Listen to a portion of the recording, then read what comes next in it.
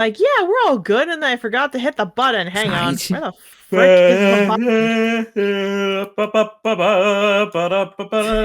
is the button? Jesus Christ. Fuck! There we go. Alright, there's the button. Hello, everybody! Welcome to a little bit of a ramshackle Trothar session, if we will. We are missing half of our team. I have no idea where Danny Burb is. They said they had a headache. They were gonna hop in after they had a medication. Currently they're all offline. I have no idea. But we have the polycule today. So we have Tavern, we have Doodle, we have Tavern, we have Caleb, and we have Churgo. So all good, all good. You will not be denied your soggy Riz. Never say that again, please. Let that happen. But you may be wondering, if you hadn't tuned into the other ones, where a certain Brit feline and a certain southern dog cat are, and they are currently in their little vacation time. So they're not going to be with us, and we are very, very happy for them. They deserve that. They're being gay. Being gay. They are cuddling up so much. They were banished to Florida. Ha! They were banished to Florida, fair enough. No. So we're wishing them all the best. We're wishing that they're all good. We miss them, but games move on. And of course, the rules I usually have with D&D is that if there is half or higher the amount of teammates on a team, we still run. So in this case, we have 3 teammates and the DM. We can run a game. It was just 2, game would be canceled. Especially since we're basically just doing downtime activities today. Alright. And most importantly, just to give a little bit of time, because I know Danny was supposed to come in. So just to give him a little bit more time, we actually have some news! Give a little drum roll, if we please. While I pass on the news over, there we go, to Tavern Cat. Tavern Cat has made a new class called Vanguard. We are playtesting it in a few different situations, giving it time to be flushed out, but I believe it's then going to be sold on DM Guild, if I remember right. Possibly. I still need to figure out the logistics behind that, so... Possibly, yeah. I've so done it before. Why don't you describe Vanguard a little bit? If you ever wanted to play a tank that's more about, like, making sure the attention is on you, this is the class for you. It's all about defense, it's all about making sure you just have enough health and enough charisma to make sure, God, I wasn't expecting this. Make sure you have enough charisma so that way enemies focus on you and no one else. That's the basic thing I can give right now, so... You want to play a fighter? You want to play a fighter with tank stance? You're right. Yeah, you're right. Hi. The other thing as well is that Tavern Cat made up the stuff, and then me, Caleb, and Churro here all helped out when it came to editing and running through its first playtest. It's done very well. There are 3 subclasses with it, all set up if you want to be an upfront fighter, and kind of sets in just as how there's a little trinity, if we will, a little tri-group when it comes to barbarian, monk, and fighter. Vanguard falls in between Blood Hunter and Paladin. So we're going to be playtesting it, and then when it's ready, and probably will be sold, because I think Tavern would give that a shot, we will send a little thing here. But we just I specifically wanted to advertise it because I'm very, very proud of my boyfriend. I want to give it attention. Please give me money. The taxman is after my head. Aye. So, that is the one thing there. And then just because I like to do this with my partners, big heads up for Churgo II. Doing a lot of streams, heading into some of the bigger combats, I believe, with Tavern Cab Records.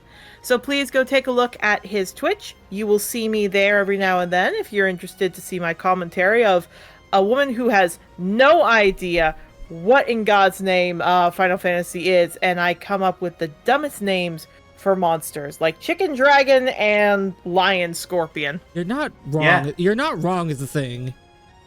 For anyone that's up to date with Savage Rating, we're going back to doing M2S tomorrow night. So hopefully that goes well.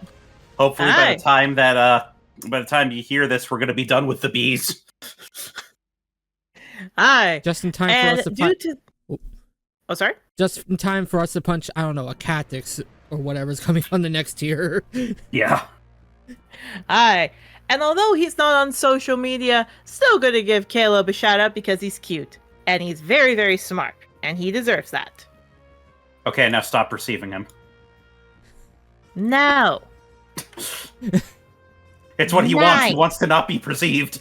No. True. And of course, as a fun little thing, just to promote something we're doing, Stupid Cupid is still on Twitch. It's going very well. We did find a way how to save the videos, so we're going to start sending them up soon. They'll be long out by now, but if you want to see and be a part of the experience, have a chance to be a part of the conversation, be a chance to have fun with it, get to see things right when they come out, a week before they come out, please go to Twitch, subscribe, and have some fun. And I think that'll be a fun time for all of us. Besides Stupid Cupid, I'll be doing things like making maps for Trothar if you want to take a look at what that'll happen. If you want to take a look at some writing stuff I do, or maybe see me play a game. I don't know. Y'all can make me try and play games like, I don't know, FNAF or... What would it... I think Poppy. I think I'd be okay with Poppy. Maybe. Keyword maybe. Who knows? I'm trying to get her to play Sonic X Shadow Generations. Maybe.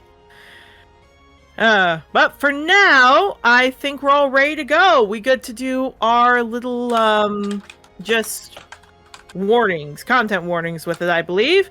The Polycule. I can say that now, because it's just you three here today. Polycule, are you ready to go? Hey.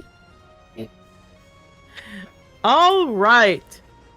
So, first and foremost, just to make it very clear for everyone, this is not a series that we record that is intended for children. Not at all. It is not intended for children. 16, I think, would be the youngest I'd say this is intended for.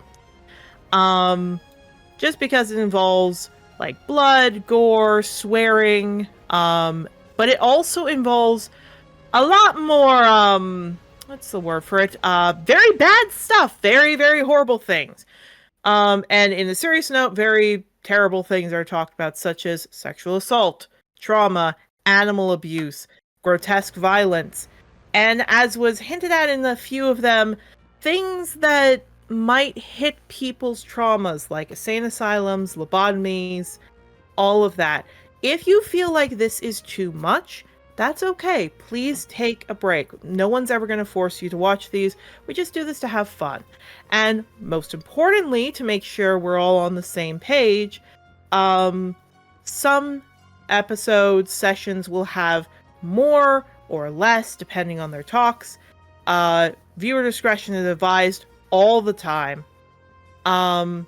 This upcoming one is going to focus on the animal welfare issues revolving around food. So the idea of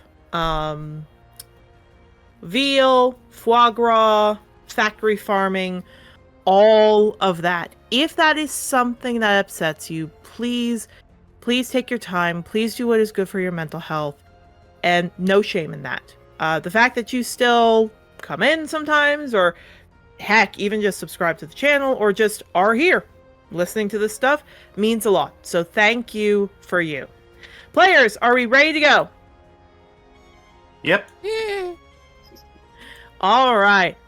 Then let us go over what happened. So, last time, everybody at the school got a chance to breathe, start a new day. We had to make sure that 2 players, Ivy and Shadow, got a bit more time.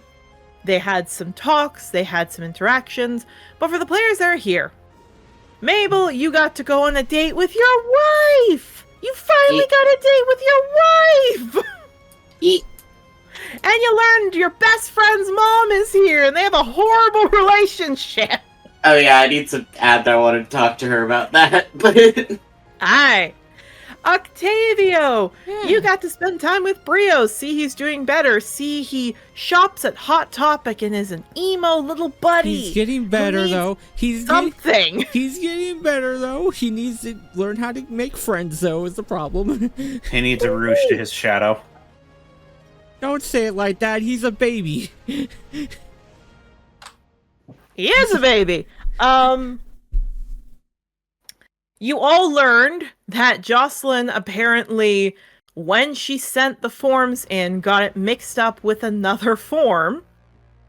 So she basically is saying, okay, we just have 2 of these forms. We just have 2 dragons. I don't need to worry about this. This will be okay. We're fine. But when has this ever gone fine in a campaign I make? So no. And then finally, Yarrow, you made sure that Cedar understood that sex is not kicking in the balls. Yay. And you got to get brought up with your boyfriend.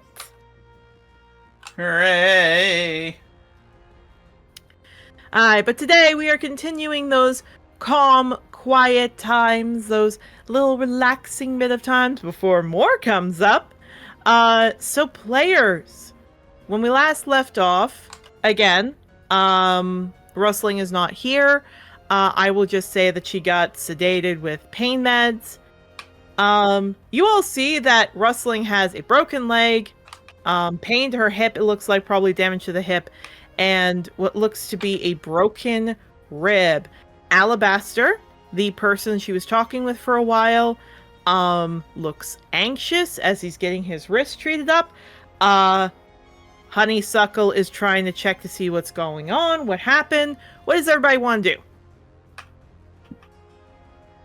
What happened? Yeah, what happened exactly?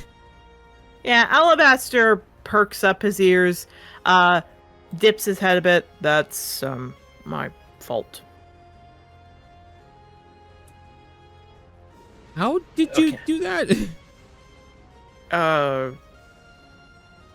See, what she was supposed to do was, with her foot, help steer it, like, a rudder on a boat.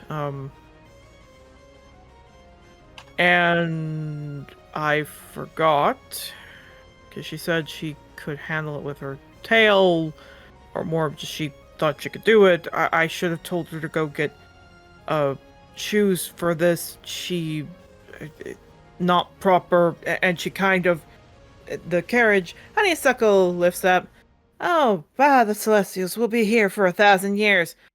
Carriage flipped over and they went flying. She smacked straight into a wall. Oh. No. Okay. It's fine.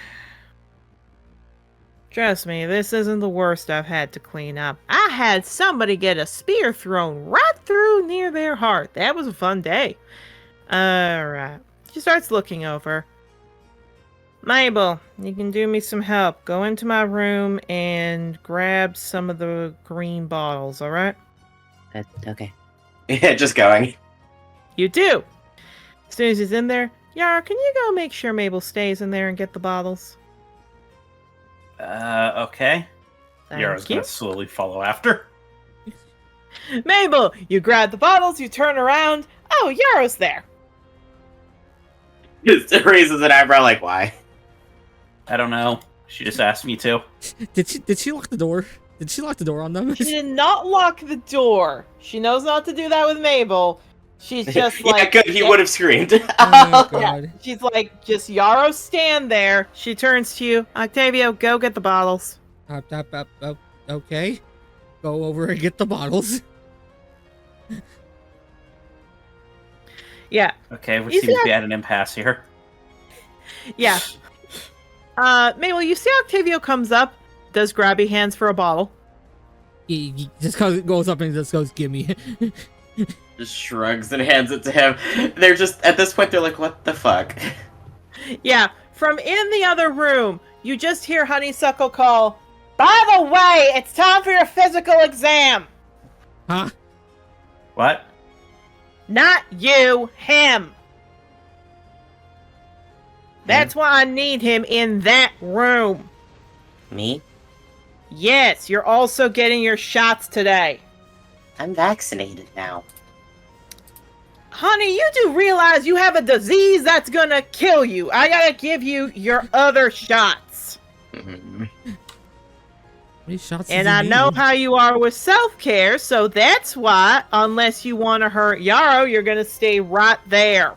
You didn't need to convince me. Like, with mental health care, yeah, dog shit. But, like, physical health care, I'm fine.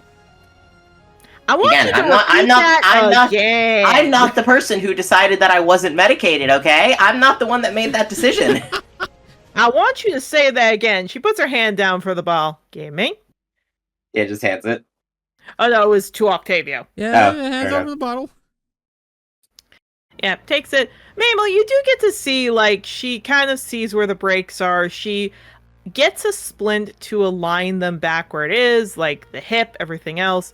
When it's all done, and she's like 1,000% sure they're back in the right place, she pours some of the potion on those spots. Works okay. It looks all right. And she just gets the splints up and ready. She looks to you, Octavio. She looks at you, Yarrow. You two are fine, Octavio. Yep. Yeah, she looks at you. Lycanthropy's starting to show up, huh? Yeah. Kind of just tucks in his sleeve a little bit. Well, you're not going to be able to fight against it. You do, that'll be worse. Yeah, she goes into her cabinets in the room you're in, Mabel. Sit down on a chair. She goes up to, again, instead of cabinets, she starts, like, moving her hands over, grabs a black jar, grabs it, walks over to you, Octavio. These are wolfsbane plants. You're gonna eat a little bit of them every day. Just a petal or two. Okay? Just during this entire thing, or... Whole time. Rest of your life. Okay, good to know. It's not perfect, but you'll at least be lucid when you change. Alright? Yeah, that will definitely be a change. Again, try fighting against it. Not gonna help. It's just gonna make you sicker and sicker. You have to accept this is a part of you. So take your medicine, alright? Alright. Good. Looks over to you, Mabel. Now, Mm. again, Honeysuckle as a satyr, like, taps her hoof, looks you up and down. Alright. Could you tell me why Jocelyn gave me a report about what you did recently? I mean, I don't know what to say. What do I have here saying that you were running around in Autumn Thicket? I mean, yeah. Okay, you don't do that. She goes over to a glowing bottle, gets a needle. Again, it's a very, very tiny needle. Okay. You need to rest your joints. You're not supposed to make those worse. Okay? Fine. Now, I got your stockment. You're fine. Can you administer your own medication? Yeah. Good. She hands you the bottle, hands you the needle. Let's see you do it. Can you imagine And going Jazz- to a doctor's office and them just handing you your shot and being like, do it? Do it. I mean, that's She what I has a do. reason- Well, you're... She has a reason for it as she looks to you. You have to give this to you once every 12 hours. Has to be same time. And I can't always be there to give it to you. So you have to be able to give it to yourself. If you can't do this, I have to forbid you from going on missions. And for whatever reason my girlfriend is all uppity about it, you have to go. Okay? Might I give you a little bit of a tip? Fine. Take a nice deep breath when you jab yourself, alright? No, I've done stuff like this before. I know how to do it. Okay. Mabel, do you take a deep breath and jab yourself? Well, no, because I've done this before. You don't need to. If you're enough. doing it correctly, it doesn't hurt. Oh no, I meant not the jabbing, I meant more the other effects. Yeah, no, because they have high pain tolerance. They're like, whatever. Yeah. So surprisingly, you're actually okay. It's better. It's alright. What you know, however, the big thing you know, is that as soon as you get the jab in where the black parts are on your skin, it stings. By the god, does it sting? It stings so bad by the Celestials, it stings. They're just forcing themselves not to flinch. It's the high pain tolerance thing. Oh, yeah. The main thing from what you can tell, again, is that it hurts. By the gods, does it hurt?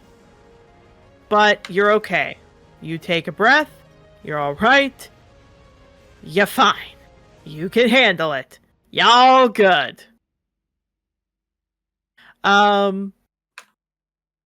What does happen that's a little bit not fun, however, is all of your joints and all of your wings and everything have a tingling sensation.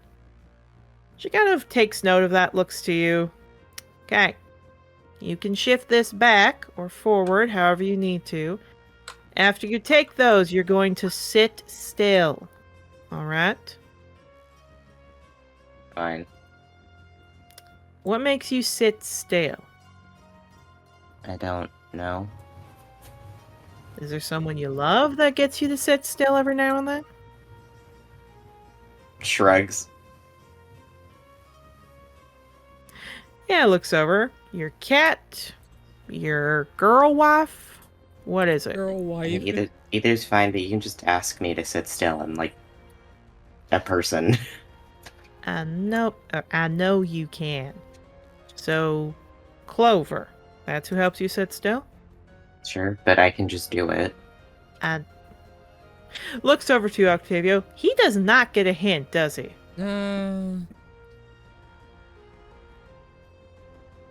Good. Alright. Just looks to you, Mabel. Starts to get a paper, starts to write it. This is a letter of recommendation that says I'm requesting Miss Scratch. Was that her last name? Nods.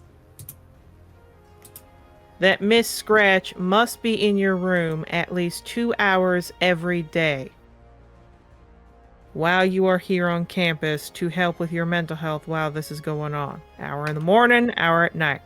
And Stover looks to you. That should circumvent what the rules are that Morven said. Alright? Just nods. Oh, that's what you were doing. Yes, that's what I was trying to hint at with him. No offense, you were not being very clear. Fair enough.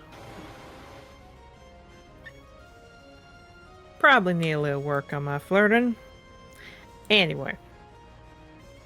Make sure if you have someone come around and get upset that Clover's visiting for too long, just hand them that, okay? Just nods. Anyway, you have an emergency contact? I guess it's my mom? Okay, what's your mom's name? Adelaide Starkeeper. And where on Angador does she live? Oh, she's not here. She stops. I can't pick that, and I can't pick someone that you're kissing right now. So who on Angador do you trust the most right now? Olivia. Olivia? How do you know her? She's my colleague. We're both in the Sovereign's inner circle. Okay. She grabs a paper, writes that down. All right. Yeah, she whistles. A little poof of yellow magic appears. You all see a Hollyphant fly up. She scritches his head. There's old Trumpet. Yeah, Trumpet the Hollyphant trumpets at her, takes the letter. There you go. And he flies off. I don't know why that was in my mind. Oh no. Oh? There's old Trumpet. Ah. No.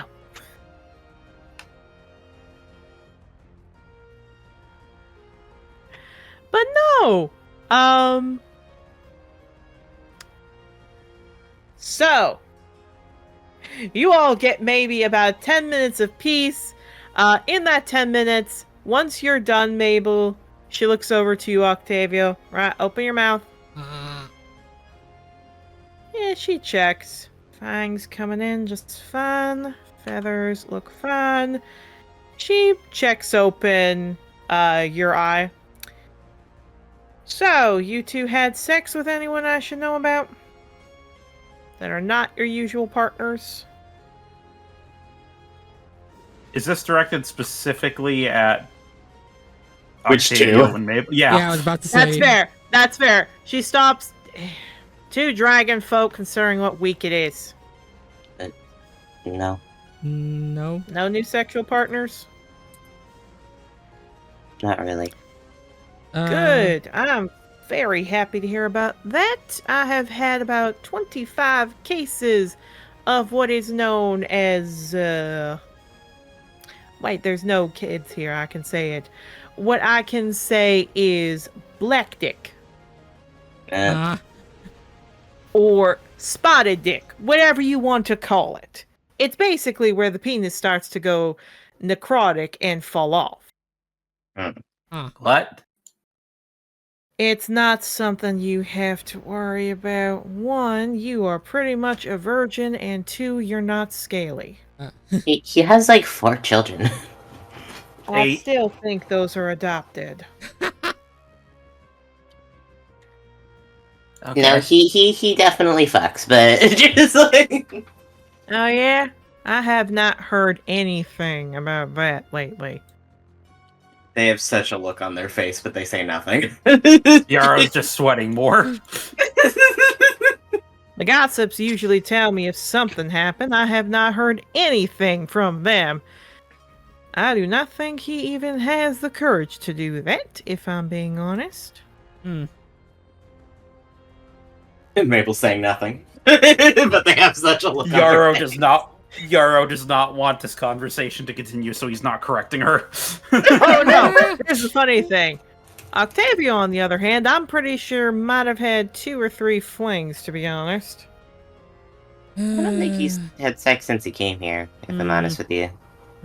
A bard not having sex is something I'll be amazed to see in my time here. I mean, unless you banged Rose and I didn't know, but like, which I guess is a possibility. He just turns his head over to Mabel. It's like, gee, who would have guessed? Oh, cool. Was that right again? So excited. That's the reason why he's upset. Because he knew Mabel was going to be right.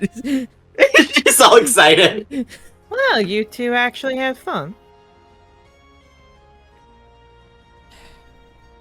We're reconnecting. Good for you. So, Good for you. Yeah, she checks. Now, we've had somebody from the Dragons group. I'm not sure who. Somebody who's been having quite a few flings with people. Seemed to have caught something. And he came in to show me that the scales on the outer parts are falling off, leaving the skin exposed to diseases, causing it to be slimy and black. Was it sparkling? You know, I haven't had anything, but no, not her. I believe most people think it's Voltage Claw. Oh, that's it.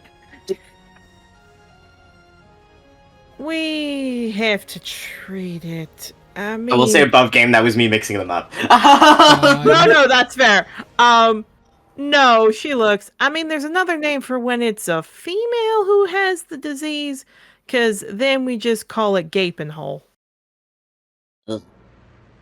Hmm. Because quite literally, the parts start coming off in sloughs. You know, sex becomes slowly more disgusting to me than it ever was, which is a wild bar. Trust me, I don't really like it when it's the breeding season times. Why do you think Jocelyn and I try to have as much as we can before y'all come here to the island? Fair enough. Anyway, I've had that, and then I've had what is known as wood rot for Pecora. Yarrow just starts sweating nervously. Basically, we've had people in their different species centers starting to have sex a few too many times, and then let's just say bark starts growing down there and it becomes painful. Excuse me? Yeah, she looks up. Well, again, that's why you have to be very careful about who you have sex with, and specifically, always use protection. I wish there was a way so that we could somehow cover the male genitalia, if we will, or even the female, but we don't have that now, do we? Condoms aren't real. Condoms aren't real just yet! Hey, So we've got medical, keeping track of your partners, making sure you know who they're with, that kind of stuff. Why are you looking like I'm gonna shoot you with a bow, Yarrow? Nobody ever told me that sex was dangerous. Well, that. yeah.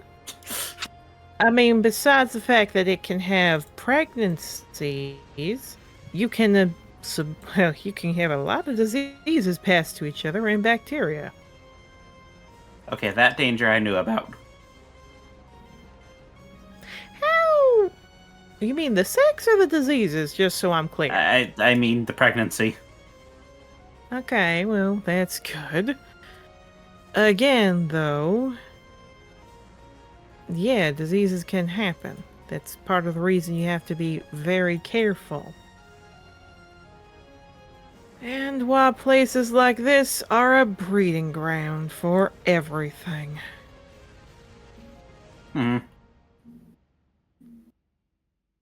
Mabel's having a thought that they're not verbalizing, but they're just nodding. Yeah, Yarrow, sex is dangerous. That's not the thought. It's much sadder than that. Jesus Christ.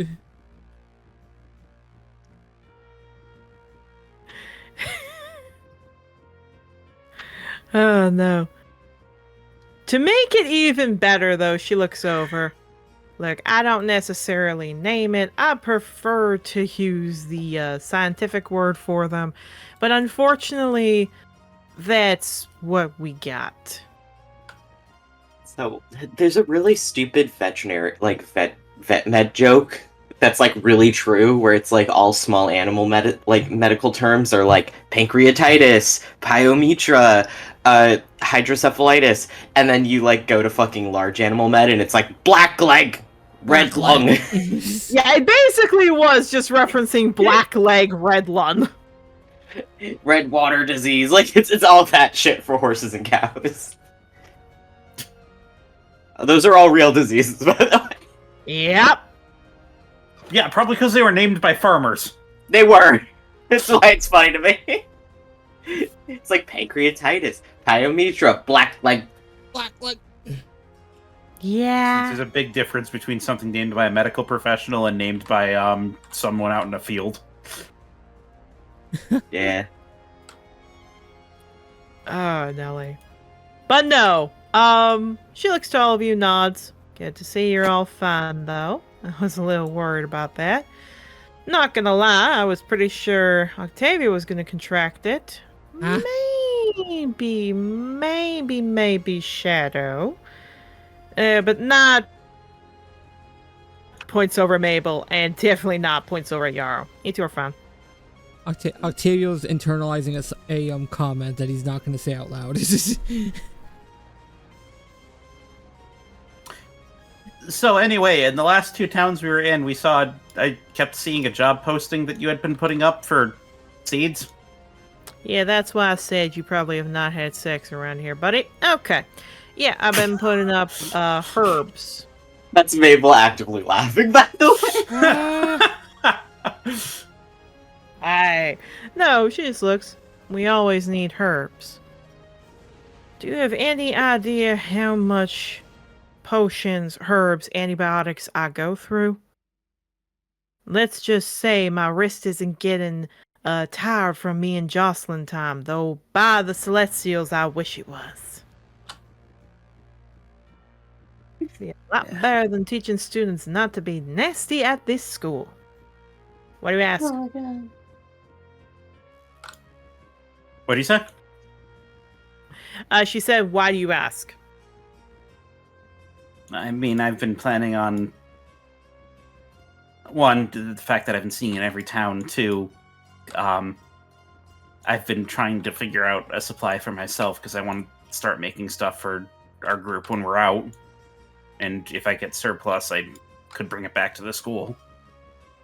I just don't know as much. I just don't know as much where in this area it would be good to get it. You can always go to Shepherd's Greenhouse.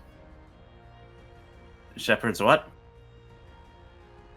Thing about being riders, we can claim lands, town, anything we want. Shepherd claimed about a 5-6 acre amount of land to the kind of shoots her arm out to the east of us, where students have gone and set up little farm areas. They can claim as much as they want to produce some herbs and everything else there. Clover was talking about that a little bit. Yes. Oh. Yeah, that would actually probably be better than growing stuff in the room. I mean, it's fine to grow stuff in the room, but then there you have a bigger amount of supply. The only problem is it costs about 5 silver per month to keep that area. I think I have more than enough for that. Alright. She writes down a note, hands it to you. It basically just says 4 honeysuckle herbs. Give that to Shepherd the next time you see him, and he'll make sure to set his plot aside from you. And it'll be dropped down to 3 silver because you're growing it for me. Alright, thank you. She nods. Oh, one other thing. No yes? growing any poisons. Are we clear? I only want to grow things to help people. I don't think you understand. We've had somebody come in trying to do that. Many times. Oh, and if I see any drugs being grown, specifically ones that cause female or male students to pass out and then doing something non-consensual, I will shove Jerry through your urethra. Mabel does look anxious at that mention, but nods. I'm just looking to make things like just salves and potions. I know. Look, it's not in Morven's time. At least not in the later years, but in the early years, when Shepherd was away, some people would have to take over and watch his place. When that happened, we had people making herbs that women could then get in their drinks and not notice, if we will. One of them looks very similar to mint, even baked it into foods. Let's just say when the riders were done with those bodies, you couldn't really tell what they were when they were first alive. I do not want to hear, though I don't think you would, I don't want to hear you're growing that. And if you see it being grown in the greenhouse, you tell me immediately. It's very hard to tell. It is super hard to tell, but let's just say us New Ages have a bit of the better eye for telling it. Alright? I think I have enough familiarity with mint that I'd be able to notice if there's something off about it. Does a thumbs up.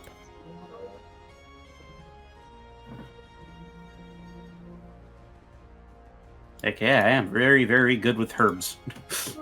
Yep. I'm good with that green stuff. I mean medical herbs. Yeah. That. Hey, I'm a good Christian boy. Hey, Yarrow, you got that good shit? No, you're not. You got that good kush? Let's cush.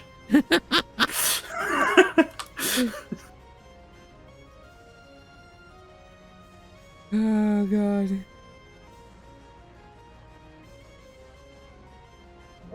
Dear God. Alrighty. So, she looks to all of you, nods, gets to her stuff. Alright, now who? On that note, Mabel. Eh.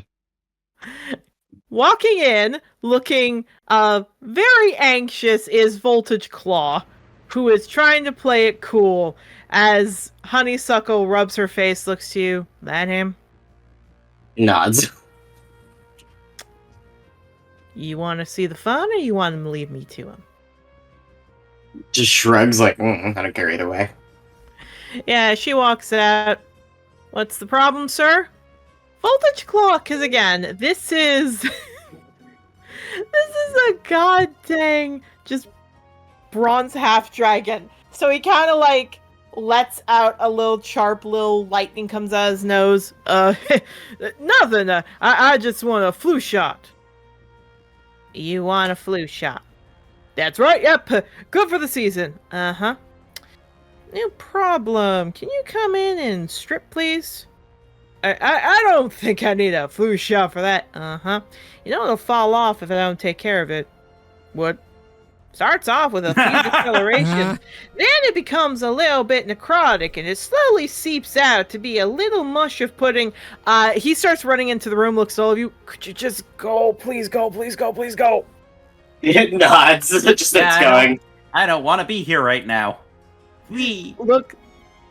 Looks dead at you, Mabel. Please don't tell anyone. I wasn't gonna. As soon as you all leave, Honeysuckle opens, closes the door. You hear from the inside. Alright, since you lied to me about what exactly is going on, you get to meet Jerry today. Oh, boy. There is a pause. So that's going in my back, right? No, I gotta get it right where the infection is. Okay, I'm going. Yeah, no, I'm leaving from that. Goodbye. Indeed, Mabel, I assume you're also leaving. Yeah, they're just laughing though. It came back to bite Voltage. The two people that have been male their entire life.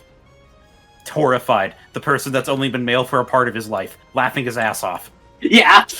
Good for him. Exactly. Mabel's like, I don't give a shit. On that note, to help things out, Mabel, as you guys can hear, like, screams and kicking and smashing and wing beats, you all see Jocelyn come up.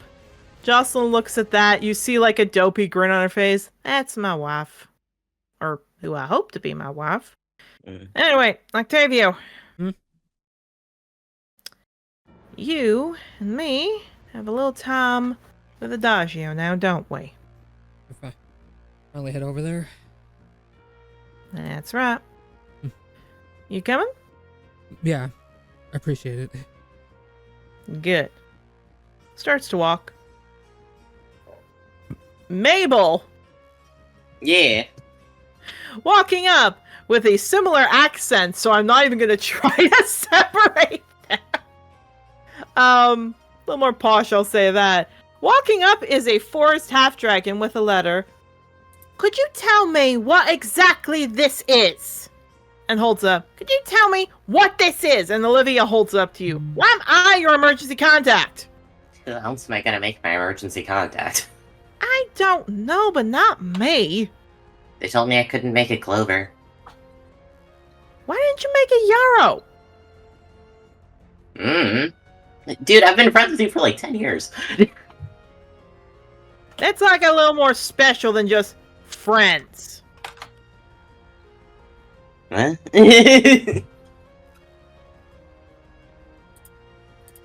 Anyway. Good to know I'm your contact. Yeah, I don't know. Good. Like, so Taking if me I out like, to dinner. look, man, if I'm in like a coma or something, you can tell them to pull the plug if you really hate me that much. Oh my Like, god. now you have the power. Great, that's what I was hoping for. Anyway, you got your medication? Apparently. Good. Well, if everything's fine, then I'm gonna be going. Have a nice day, Mabel. And she starts to turn.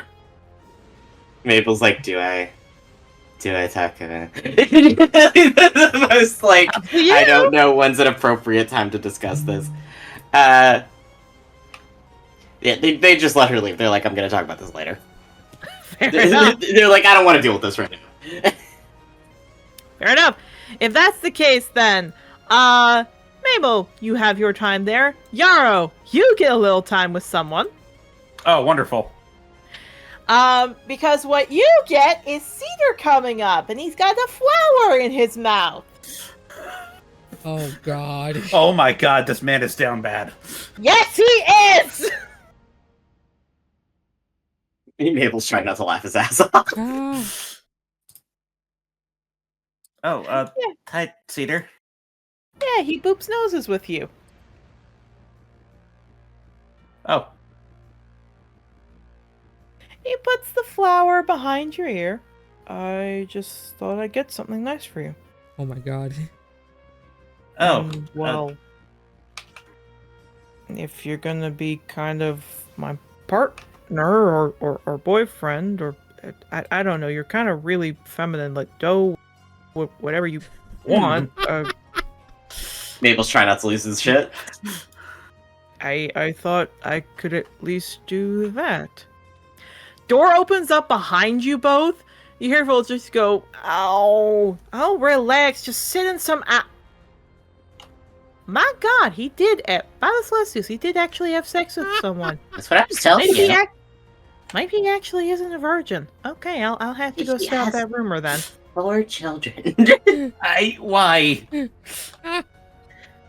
They still think people still think they're adopted. Shuts the door. Yeah, Cedar blushes. Soon as people aren't looking as much, kisses you on the nose. You want to go back to the Species Center? Yeah, that would probably be a good idea. I'd want to go see how the kids are doing. Nods. Looks to you, Mabel. Mabel. Nods to him politely. Yeah.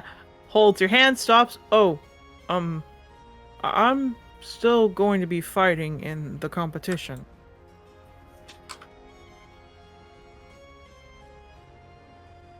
And if you're fighting too, that means we're going to be fighting against each other, considering, you know.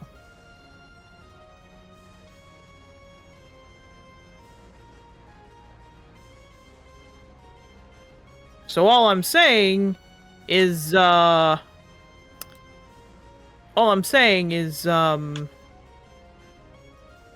not intending to lose, so good luck. And he just gives you a tug, Yarrow, and walks you off. Okay. Mabel, that was a slight bit of a challenge to you. Mabel's like shrugging, like, okay. God. I'm gonna kick his ass later. Essentially. They're not that worried about it. Nelly. So you are left alone, Mabel. And to give you a little bit of time, walking up the step, like you hear nothing, do you walk off? Yeah, they're just like, I'm just gonna go do whatever. Yeah, you start to walk off. You get a little bit out. I will say Vulture, just to help out. Vulture was by your side. He's kind of like climbed up to your shoulder, nuzzles you. From behind you, you hear, I was waiting for you. Yeah, looks. It's Wolfberry as he walks up. Yeah, smiles, walks over, just goes, good to see you. Gives a bow. Good to see you too. Mabel So- pauses for a second in the most like, oh god, am I supposed to do that back way? You're not used to dragon customs, are you? Not really. I mean, to be fair, I'm not used to any customs. But A formal greeting is to bow as that. A friendly greeting is to show off your element. Interesting. Don't worry. I'll teach you how things are supposed to be. Just nods. So, we have a date?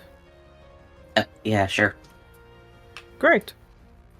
See you now, or do you want time? No, I'm fine now. My friends are off doing other things. Good. I don't like waiting. And he starts to walk. He's just like, oh, okay. Just following him like, Oh okay, I don't know what the my. hell's going on. Alright, we're gonna roll a d4 to determine what we are doing. It'll be in the order that you all left in. So, Octavio is 1, Yarrow is 2, Mabel is 3, and 4 is my choice. Oh boy. 1, it's Octavio. I will change the music. Oh boy. Cobalt.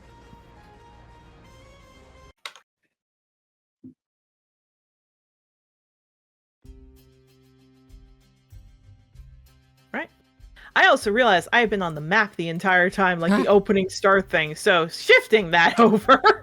Yippee. No, so she leads you again down to the Asgaroth Hall of Learning. She leads you down, down, down into the basement. Jocelyn takes a torch, strikes it against the stone with some flint. It lights up. She starts to lead you. She looks to you. Because she's going down the stairs. And she's not dangerous, so I'm not going to give you the usual thing. But you need to stand behind a mark on the stone. Alright? Got it. I don't want the guards throwing you out. I want to give you time. No touching her. Alright? Raises his hands. Yeah. Yeah, I get it. I'm not playing Lovebird Casanova. Are we clear? I understand. That's not the time. Look, I know what season it is. Alright? Looks up at Jocelyn's like, okay, I mean, rubs his face. I get that. I'm not that type of person. It's more about instinct. Alright? Instinct's hard for all of us to get through. Well, not me. I'm a humanoid, but most animal, monster, whatever you want to call it, races, instinct's harder. Okay? No, I think I get it, considering what happened with me and Rose earlier, but that's beside the point. Good for you. I'm so gonna have to give my girlfriend a back rub with all the STDs and STIs that she's dealing with. Yeah, that's she's not gonna be happy. Ask, is she okay with all this being the only one? Oh no, she hates this time of year. Especially since I think she's the only one dealing with it. Yeah, we've been trying to find a cleric that can take over to help her.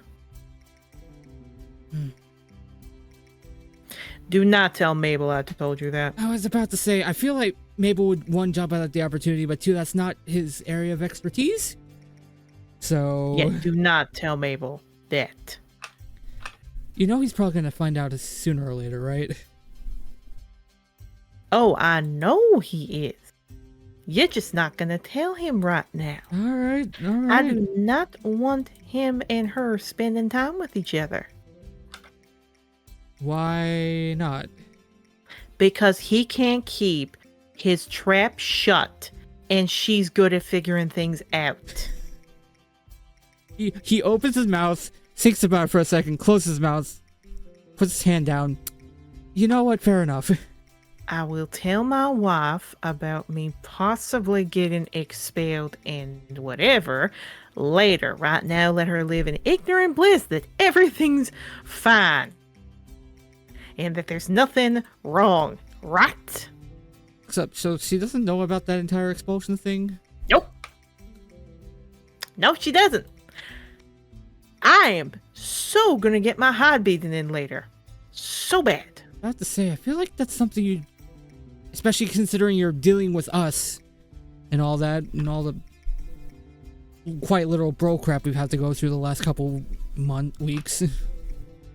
Feels like months, I was but about weeks. to say, it's been 2 weeks. It's felt like months, alright? It's been a long couple weeks.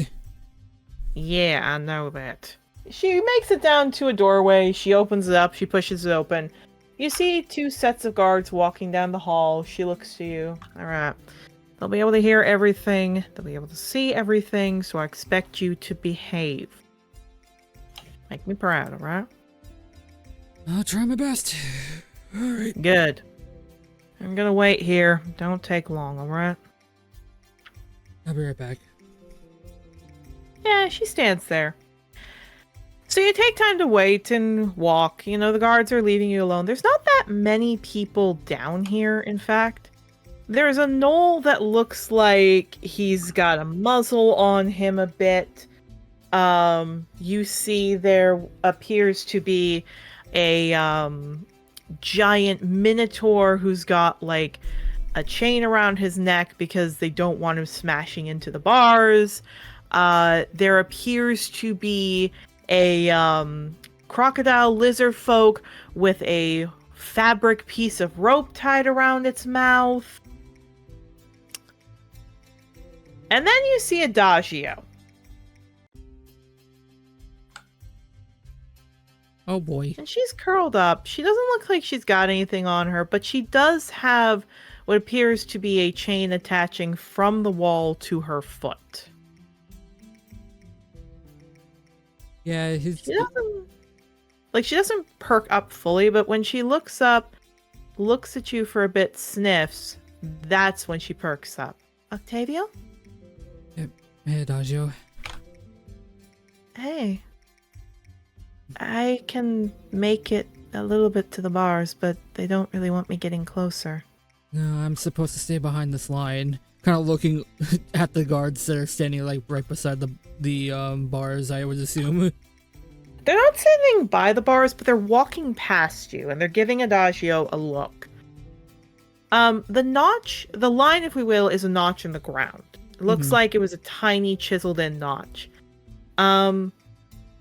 Adagio's room is, again, it's made of stone. There's iron and steel bars in front. The bed is basically boards with a pillow and a blanket. There's a window. It looks like that she can go out and see. And there appears to be a bucket. And that's about all she has in this room. Yeah, his ears are going back seeing that. And she puts her ears down. It's not so bad. I mean, at least I'm not dead. Or sent off to Frostpoint, like, well, you know. Yeah, he sighs like, how are you feeling after all that?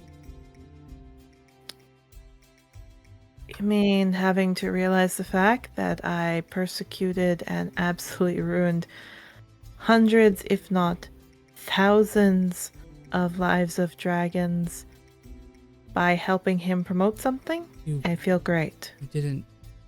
Adagio, you didn't know.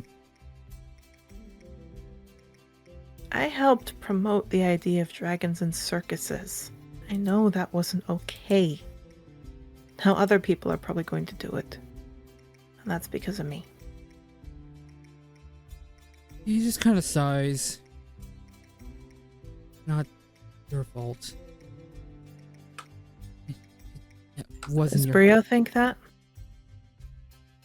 Or sorry, she would know Brio. Yeah. Does he think that? He stops for a second and blinks. He looks up, realizing what she's talking about. It's like, I'm not sure. He's finally mending. I've been taking care of him for the last couple weeks. Yeah, that's why I'm saying not to worry about it.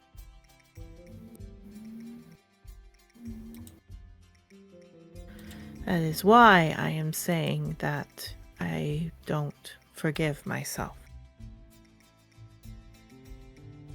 So you'd rather just stay locked up for the rest of your life? Apparently not forever. They did say I'm going to have to go see my parents. They're gonna try to contact them. Do I remember her talking about her parents at all, or? No. No? Nothing. I hope, whatever conversation you have with them, it goes smoothly. Yeah, it's going to be fun. Hey, Mom. Hey, Dad. You know the fact you thought I was dead? Well, actually, I ran away. It's great. Yeah, he kind of just sighs and looks at the ground. It's like, I'm sorry all that happened to you. It's not your fault. And it wasn't yours. Arpeggio I should have been... Oh, sorry? Arpeggio was a character. And I should have been smarter. There's not much you can say, Octavio. I'm not that smart. Neither am I. You think I'm smart enough to realize? I mean, from what I hear from Jocelyn, yeah, you did get someone pregnant. Yeah, he sighs like, okay, so Jocelyn's been talking about that. Good to know. Of course she comes and talks about that. She's the only one that comes and visits. Right. He kind of rubs his face. I've been meaning to come sooner. It's just the classes and then the Sovereign coming here. Yeah, but I didn't want you coming here. He looks up at that. You didn't want me coming to see you? No. I told Jocelyn I didn't want you here. She's the one that convinced me to try and finally talk with you. I'm happy I did, admittedly. I'm happy about that too, because I miss talking with you, Adagio. I really have. I mean, besides when I was trying to get you away from Ollie. He stops for a minute and is silent, but then kind of goes, "You didn't know what was going on as much as I did." No, I did. She kind of strums her claws. Remember that day that you came to the fire? Yeah. And you said Ollie and you had a fight, and Arpeggio had said that he was going off, and that he needed to get firewood. I knew what he was doing. Yeah, he again stays silent for a little bit. It's like, but considering what you were under, you've had no reason to really go against him. Don't give me too much credit. She sits. Again, her tail's tucked, her ears are back.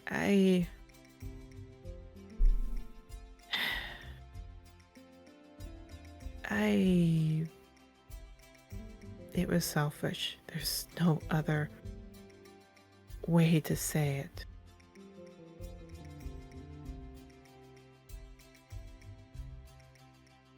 He hears that and he sits down too. It's like, you were jealous of Ollie?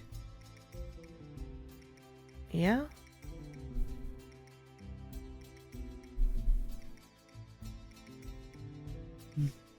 You and her. What can I say? You're quite the catch, you know? I've been hearing a lot about that, especially as of late.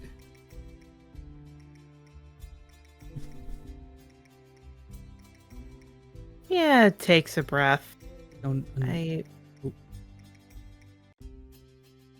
don't know why I did it. Maybe I just felt like I liked you and I was jealous. Maybe I was upset that somebody had a good relationship and I had Arpeggio. Maybe it was that he said that if we got rid of Ollie, you'd stay by my side. I don't know. What I do know is I regret it. And she kind of starts to try and reach her hand out. The guard walking by hits a staff at the bar as she backs up. He's not trying to hit her. He's just reminding her you can't step forward. Yeah. She nods and she sits down. Yeah, he sighs. He's kind of like sitting there right at the line, just going, Adagio, I would have made time for both you and for Ollie. Just that back then I was... Sorry? Back then I was... not as smart as I am now, and I haven't had as many friends as I do now to open my eyes on a few things. You're not the only one. Look, I'm trying to get better with it, but admittedly, I kept thinking you didn't... that I was an ancient era, and you were one, and she was a new age, and... yeah. You think any of that really matters to me? It does to me. Hmm. Arpeggio puts thoughts in your head, and it's not good to sit and think about who you were and realize that not only were you a racist, you also did something that threatened dragons. And she sits. Look, I know you probably don't want to talk to me with all of this, and I know if you want space. Jocelyn told me I should tell you all of this, and I'm just sorry that I was such a bad friend. And that's all I wanted to say. And I'm thankful that you told me all this. Yeah, she perks up surprised at that. Yes, I understand that the shit that happened was, well, to put it bluntly, shitty, but you helped me through a very tough time even after that, and even if it was through just you wanting to be mine, you did help me out there and all that, and I can definitely thank you for that.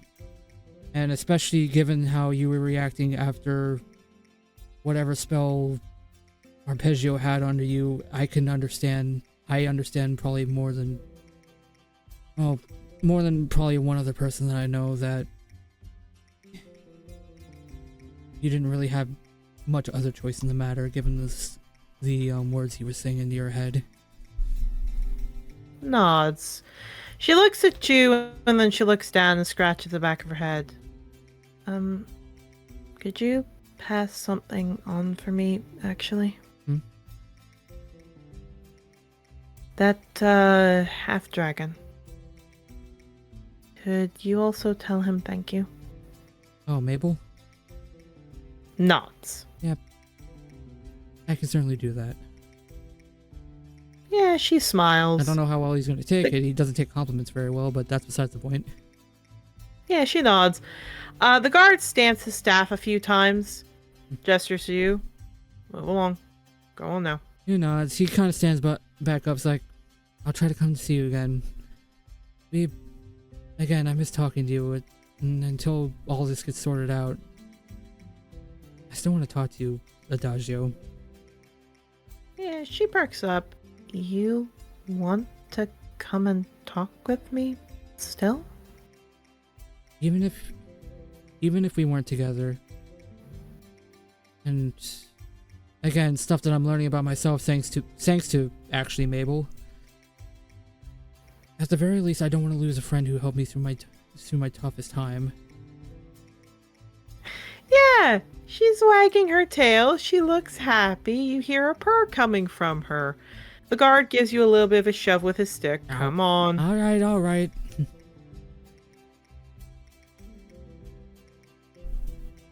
Yeah, he sort of just says again, I'll see you around Adagio, before walking off. You do. She smiles. She waves. Bye. Octi. Aww. Yeah, she just purrs and you hear her curling up. Yeah, he kind of, for the first time, he has like a genuine, like, relieved smile.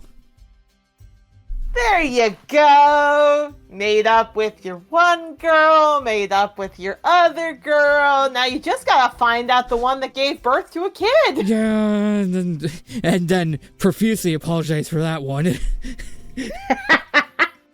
Come on, you gotta get the trifecta. You gotta knock this one up too. What are you doing? You gotta do now? I can't do that. She's behind bars. Get in the cage. I can't. It's against the law. Could. It's against the law. Well, I mean, I feel like Jocelyn would help Who me give out a with that. shit? Who give a shit? No. I feel like Jocelyn would help me out with that. No, she would not. Yes, she would. I No, would. I am her god and creator. No. Okay, well, there are at least conjugal trailers here. No.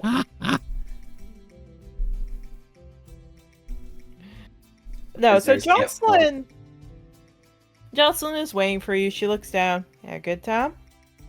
Yes, actually. And I'm not even joking about that for once. Well, that's good then. Come on. She turns up. We're gonna get you up here, and then I'm going back to my girlfriend and seeing how she is, and you can do whatever you want. That's fair. Sorry, no, it's just, I feel like I've had this part of a weight lifted off my shoulder after talking with her, so it feels good. I'm glad. You know, she came and told me all by herself she wanted to do that. She's a smart kid. That she is. Yeah, just does a thumbs up. Walks up, helps you out, closes the door. Alright, have fun. I am gonna go be with my girlfriend. Either kissing her or helping her out with patients. You are not gonna hear that. And just walks off. He just kind of watches her walk off like, yeah, they're totally fucking, and just walks off. Yeah, we know that. We know that. Just where is going to be the question. Alright, D4. Me again. One again, we've already had Octavio. 2, that's Yarrow! Oh, yay! Please tell me my daughter hasn't burned down the species center. Ah, well, something's happened. So, as Cedar walks, and again, a few people look up, they kind of smile at Cedar, they look surprised again at him holding your hand, and you walking with him, and he's just smiling, and then he looks back, and he smiles, and he keeps smiling, keeps leading you, he looks back. Okay, so do you identify as a girl, or are you just naturally really feminine? He's gonna look both ways and lean in really close so only he can hear this. My mother's Tatiana. Oh. Okay, buddy, are you gonna remember that? I need to stress that I am a man who's attracted to men, so I can say this, but born a fairy. Anyway. Yeah, yeah. No, he just blinks. Oh, yeah, that makes sense. And he just keeps walking. Okay, glad that makes sense to one of us, and he walks after him. So you just identify as a buck then? I mean, yeah, that's what I was born as. So how come you got all blushy when I said doe? That is a really difficult discussion to not have in public. I think we can have that discussion if you just, you know, twice with me.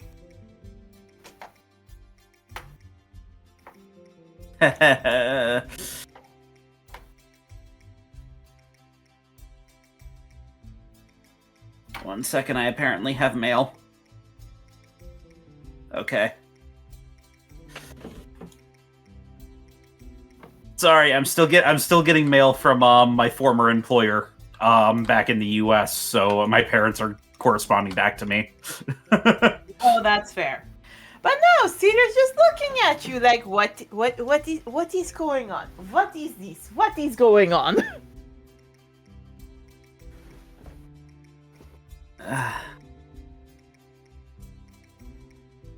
The place that I grew up was very, very strict with the roles and everything, and was like the gender roles, and was really. I was supposed to be like the future leader of it. I got a wrong notification. Continue. And I didn't really receive a lot of care, so it's just stuff in my head about like being taken care of. Like I like kind of being doted on and like being taken care of like that, and my brain kind of associates, that with being feminine. But I don't dislike being a buck, Blinks, blinks, blinks. So, if I say... You just kiss the top of your head. Okay, my doe. That helps? Yeah! Just not as much in public. Okay, my doe. Killing him. I'll take care. You're killing him. Okay. Oh no! Oh no! Okay, my doe. I'll take care of it. And he just keeps walking. Falls Okay, over everyone. in one frame. he Okay, does the everyone, fucking, he does like the fainting goat fall over. Okay, everyone listening in, let's see if Yarrow has a daddy kink. Who Oh knows? no. Mabel's admitted to having one, so. Ah.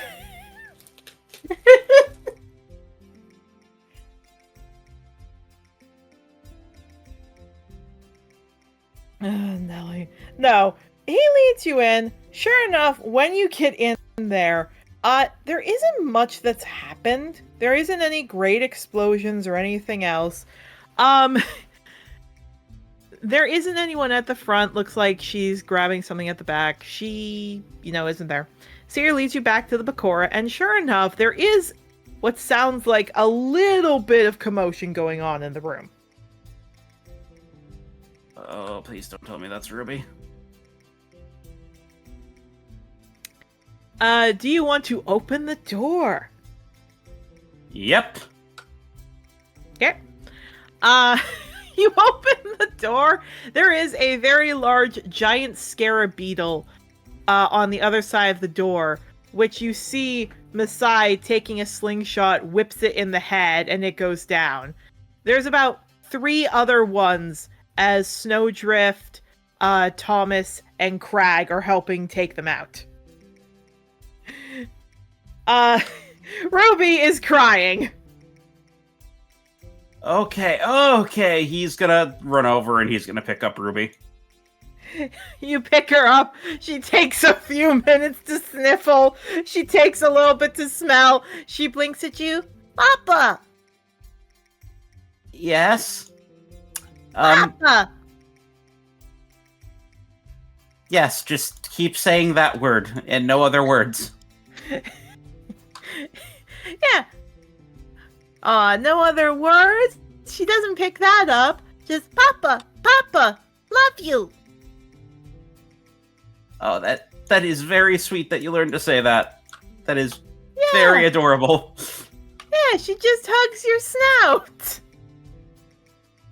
Yeah, he just slowly turns to everybody else and he just mouths, "I'm sorry." Yeah. Crag finishes breaking one of the bug's head. Thomas helping him. Masai and Snowdrift finishing the last 2. Cedar chuckles. Oh, I guess she just wanted her papa. I can understand. He gives you a kiss. I like him too. Ruby looks at him, looks at you, looks at him, looks at you, looks at him, looks at you. Flare does the same, as does Echo, as does Wave. Wave just looks confused. Flare walks up and headbutts Cedar in his shin. Cedar kind of flinches at that, but just doesn't move. Flare looks up to him, looks at you, not Papa, and points over at him. It's okay, Flare. Not Papa. I know, but it's okay. Yeah, Wave hides behind you. Echo looks to you confused. Not Papa. Roll me an intelligence, Yara, about what they're trying to say. No, I know what they're saying. I know who they're talking about. He's gotta look at them and just be like, okay, I know, but it's okay. You're gonna be spending a lot of time with him, okay? I like him. Cedar perks up at that. Just like? He's like looking at you like, just like? Explaining this to a child. They... Okay. Cedar looks to you, looks at them. I got it. Moves your snout to his and kisses you. He kind of like blinks and slowly like drifts his eyes over to the kids while they're kissing. They look very confused. Cedar stops. And then Ruby crawls over crawls over from you over to Cedar, who holds her. Blinks. Not Papa? No. Not Papa. Could be Papa? Papa? Sure. Papa Beetle! And just a few little beetles land on his head. Nice. Yeah, that's what they would call my last boyfriend. Oh. So, I guess I'm your boyfriend now? Yes, I think we established that. Yeah, but I want you to I want to hear you say it. And he just smiles. He's got the smirk on his face like, okay, well, you say it then. Yeah, you're my boyfriend. Yeah, gives you a kiss on the head. Now if I could just get you to say I love you.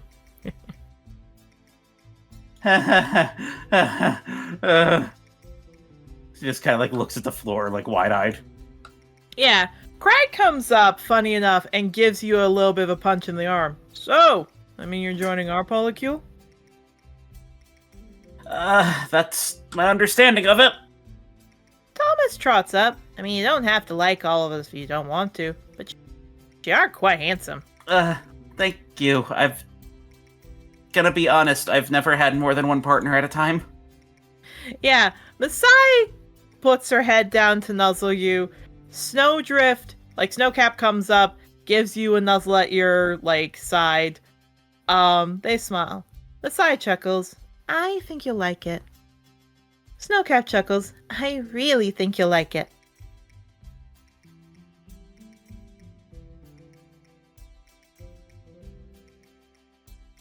Yeah, he's like just kind of like stiffly between all of them and everything, and his face is turning like completely red. Yeah, I just have to let everything process it. Okay. He snorts. Sneer snorts. The others kind of back up a bit. Yeah, he's the one that's officially called me boyfriend. Yeah, they chuckle. Craig, sticks out his tongue. I know. Snowcap, you want to go cuddle? She nods and nuzzles up to him. Thomas looks over to Masai. What do you say? She smiles and nods as well. Here's the funny thing, however. Your kids start to get rambunctious, running off a little bit.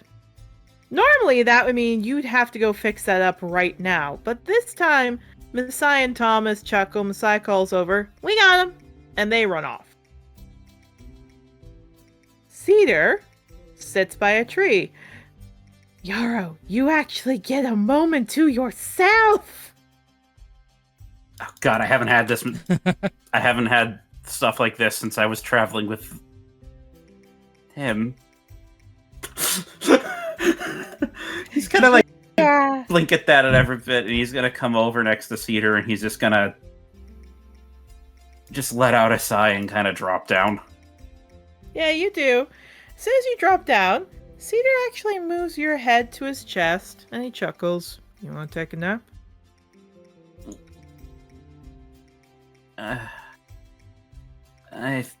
think so. It's been a stressful weekend. Well, really stressful couple of weeks. Okay. He nuzzles you. I love you, my doe. I'll watch it. Well, I'll watch and keep you safe, okay? Of course. Or I can say my buck. I'm good either way. I'm just a little curious about something. Yep. You've been dating the others a lot longer. What made you fall this hard for me this quickly? And perks up. Well, first off, I didn't see you vomit in a bumpkin one time. Just like his eyes just open up. What? Well, yeah. Asai in one of the autumn festivals, kind of ate herself silly eating, like, 2 pounds of pumpkin for a contest and then got sick and threw it back up into the pumpkin. And then there was Crag, who I got to see, you know, every time he would not brush himself out or take care of himself. I got to see that fun little thing. And puberty, that was a fun smell. Then there was Thomas, who kept trying to impress me, and then that was fun. That was him doing dumb things, almost got him killed. Then there was Snowcap, and I got to see her eat a rat one time. That was an interesting experience. I thought she said she only did that out of necessity. Yeah, she did. There's still recovery, you know? Uh-huh. There was a recovery period. I don't blame her.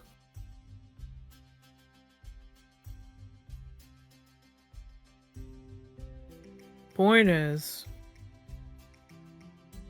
we were still really young kids. We only really got together in a very short time compared to when we've all known each other.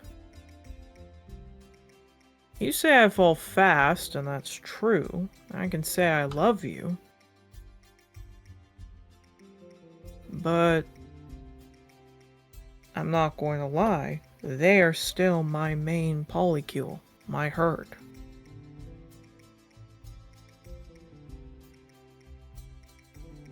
You know? Right. But I guess I like people that are very nice. And he boops your nose with his. And a good set of horns and eyes don't have deduction in my books. He kind of blushes a little bit at that and kind of leans in a little closer. Yeah, he smiles and he just watches. You take a rest, okay? We got the kids.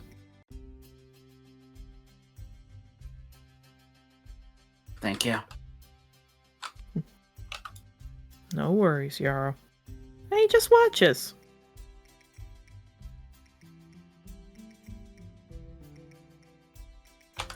Yeah, he's gonna close his eyes and just kind of try his best to let as much stress as possible, like, just release and go to sleep. You do! Mabel! Oh boy.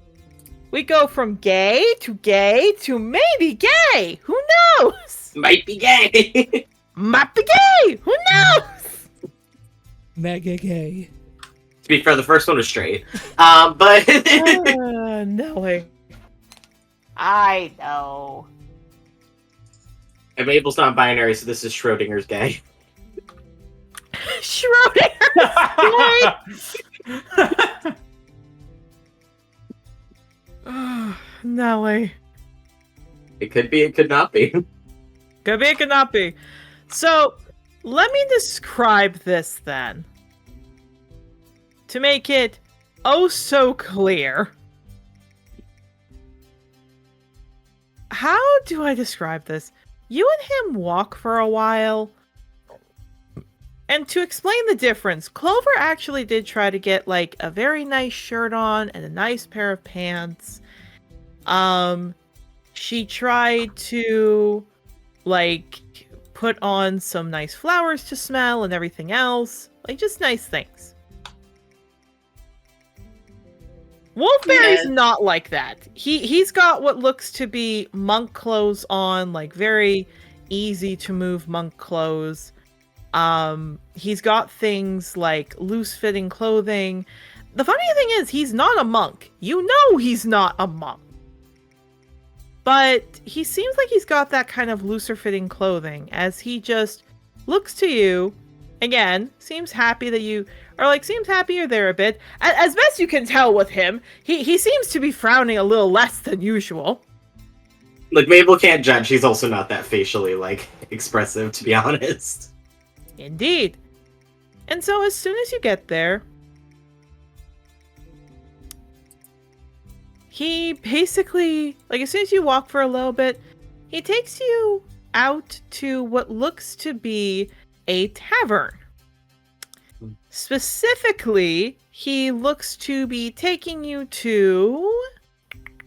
Just need to get the name, because my word went boom, and I need to get the actual thing again.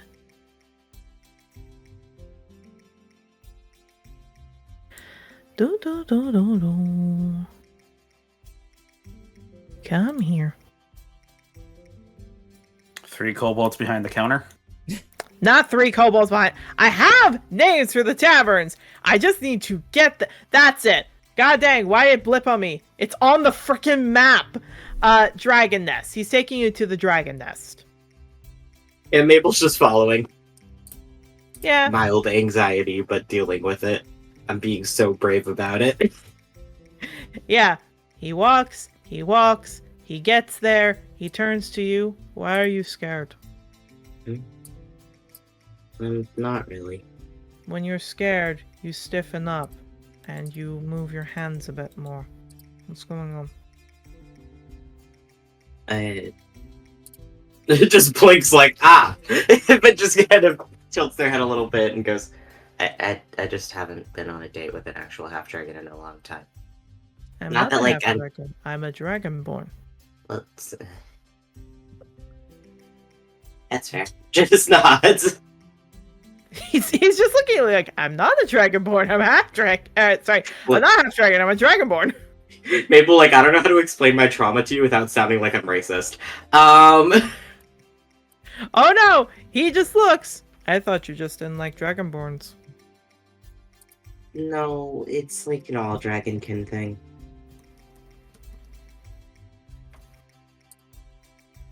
Huh. You must hate looking at yourself in the mirror every day.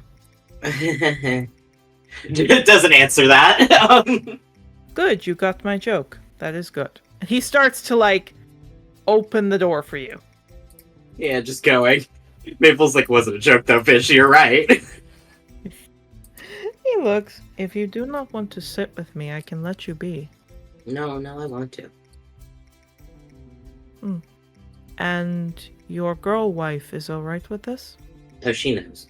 We're open to a degree.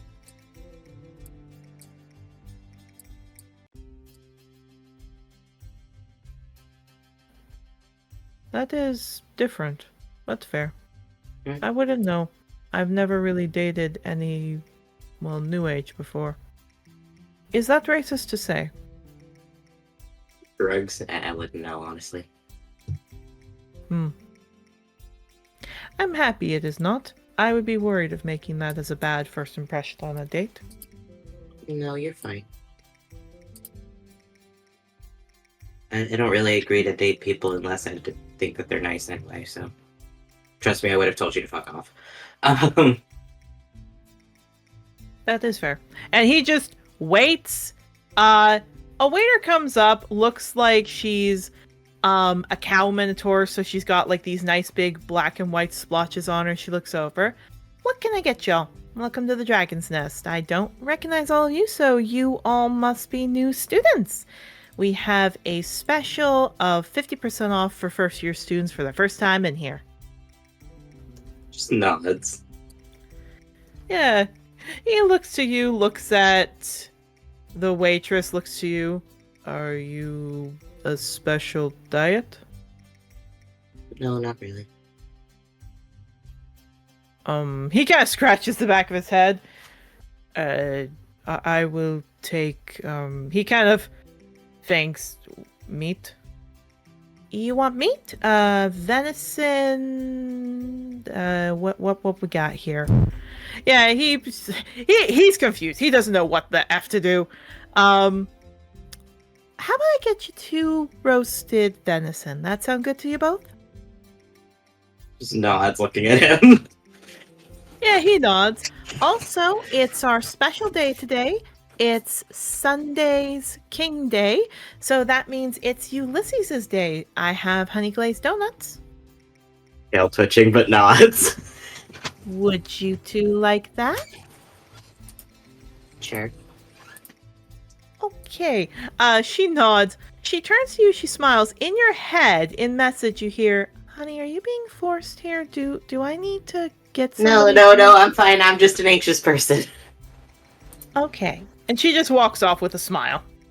Mabel's like, oh my god. Yeah, Wolfberry twirls his thumbs for a bit, taps the table. I don't know what to do.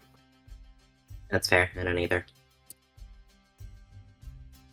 I'll be honest with you, I've never actually been on... I mean, like, I went on a proper date with Clover this last week, but every other date I've been on was forced, so...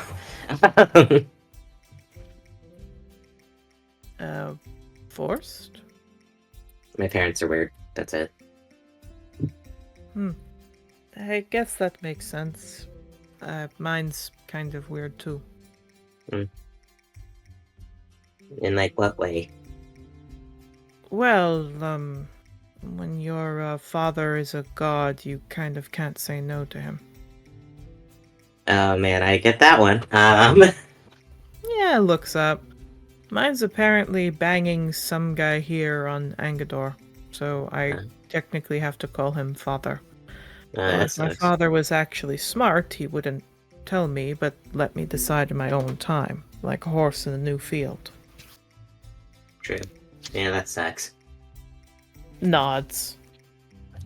No, mine's Ulysses, apparently. I pray for your soul. Oh, it's not gonna do anything at this point. But he just shrugs. Why is that?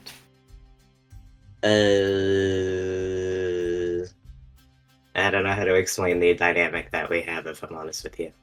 Well, I mean, I didn't know he was banging. Oh, sorry? Oh, go ahead. Go ahead. Oh, at least you're not banging your father, then. Do you know who Marigold's dad is? It's none of my business to listen to gossip. I figured you'd tell me in your own time.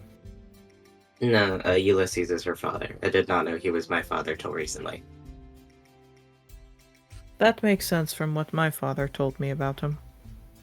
Fair enough. Yeah, there is more silence, Mabel. Mabel's like, I don't know how to talk to people. There's a bit more silence. He puts his frills back. How do you do it? Do it. Talk to people so easily. I mean, it's not easy. You make it seem easy. You talk to more people than I do. No, I mean, it's a struggle. Just shrugs. My parents put me in therapy when I was younger so that I'd be able to talk to people easier. And that makes it sound nicer than it was. But, like, it just shrugs. I guess that's probably part of it. Oh, but you don't like to. Is that it? Not really. I mean, not a lot. Sometimes I wish I didn't have to, but that's just how the world works. Oh. She comes back with the food. He looks. I would like this to go. There's not... No, I just want the food to go. Okay, sir. That will be... And she starts counting it. Let's see. 2 venison meals, donuts.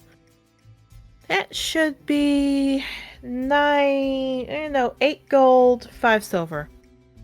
And half price, so that's 4 gold, 2 silver with a tip if you want. Yeah, he starts digging in his bag. I can pay for it. It's not a big deal. No. Oops, okay. It just sits down like, okay. Yeah, he hands her the gold. He takes the food. Could we have some spoons to go? You know what? I'll say that's in the tip. I forgot that donuts are just 5 copper. Nods. He looks to you. Come on. Alright. You're just following. Yeah. He walks and walks and walks. He walks near the alumni house, actually. On a log that's away from a lot of people. And Mabel, it's actually quite silent there. It's quite quiet. Yeah, Mabel's much more calm there. Just like, okay, Yeah. gather some people. Yeah, he sits and he hands you food and he hands you 2 donuts as he takes 2 donuts. You said that you did not like sound, the people talking, so I thought the least I could do was move us out here. Yeah, tail wags a little bit just because. No, thank you. Yeah, sorry, I know it's kind of stupid. Just shrugs. It's very overwhelming. Did I tell you it was stupid? I guess not. Just shrugs. So why do you think it's stupid? I mean, it kind of is. Did I say it was stupid? Just shrugs like, okay, I guess I'm not winning this argument.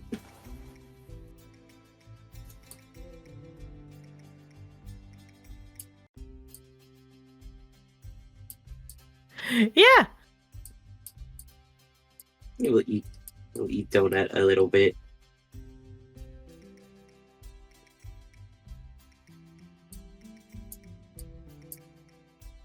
Yeah. What I will say is you eat a little bit, he eats. So why do you stay with him? Okay. You say that Ulysses is your father. And Ulysses is your daughter's father.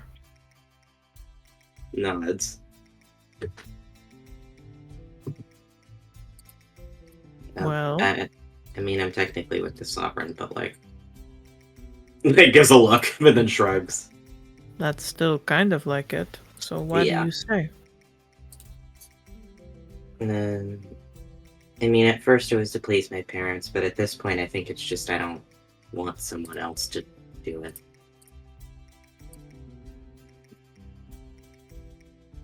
That is stupidly noble. I mean, at this point, if I don't do it, then one of my sisters will, because I have those now. No, I mean that is stupid and noble at the same time. Nods. Alright. I mean, I've heard the stupid part. He looks. But if it was coming from anyone else's mouth, I would say just stupid.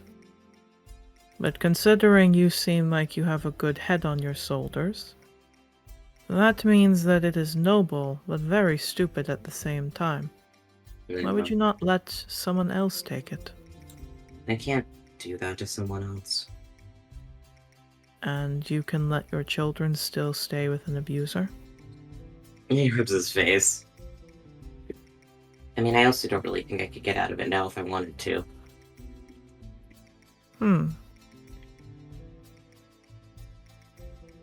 Could I ask, if it is possible, what the agreement is? The short version is I agreed to marry him so that I wouldn't be executed. So he needs a wife? I guess. Alright. He starts to look, he thinks, so help him find a wife. I'm not doing that to some random woman. But you'll do that to your children? Rubs his face. It's not a good dilemma, but I'm not dooming someone to that. But you're dooming your children and yourself and Clover. Well, Clover's already his slave. There's not really a choice there, but...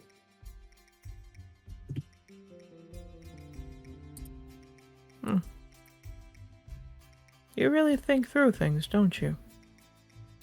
To a degree.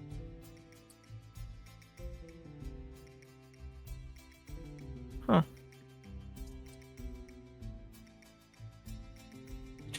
Trust me, this has been like a 7-year-long thing. I figure. Doesn't mean I don't want to try and help and ask. No, it's... I already put myself here. I know what I'm in. So how can I help you get out? I don't know if there is a way to get out of it.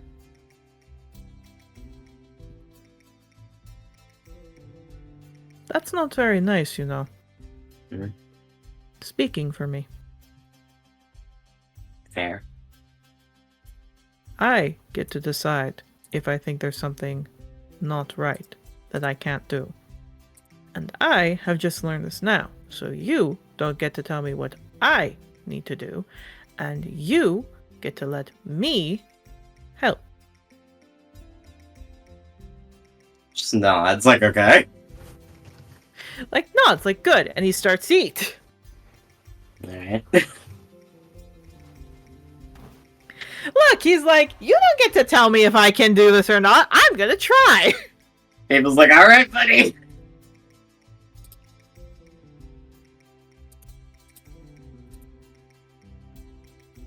But, you know, I think people got it wrong.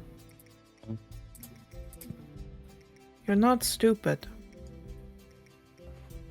I know that. I just don't think you really like yourself. I mean, yeah, not really. Now see, that's stupid. Mm. You're one of the more amazing people I've met in my life. Why wouldn't you want to love yourself? I just haven't been a very good person, I guess. I don't know. Did you kill someone? It just doesn't say anything. How'd you do it? I mean, I've done that on, like, for my job before. Okay. Did you want to kill them? The ones that were on my job, no. Okay. Did you sexually assault someone? Oh god, no. Did you steal from someone? And I stole Shadowleaf's knife one time. You can't tell her that, but I did do that. Okay.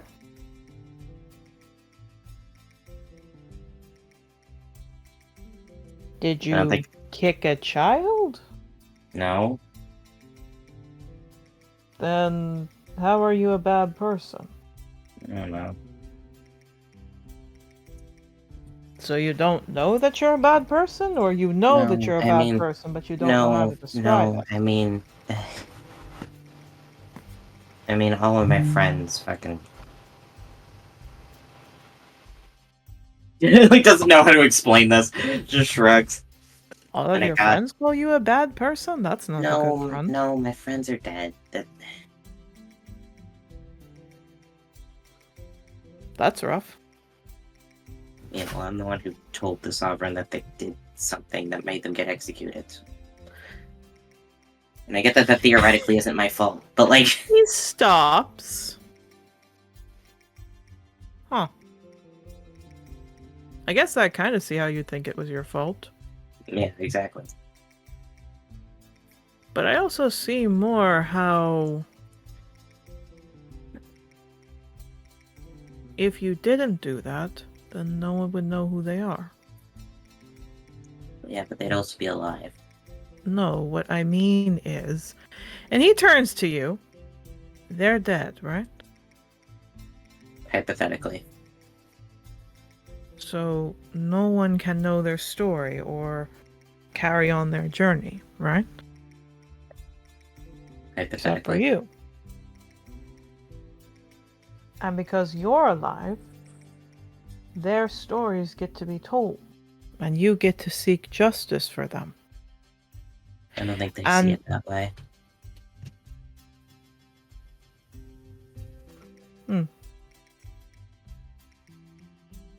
And why do you think they would see it any other way? The only interactions I had with any of them after that happened was them being angry at me.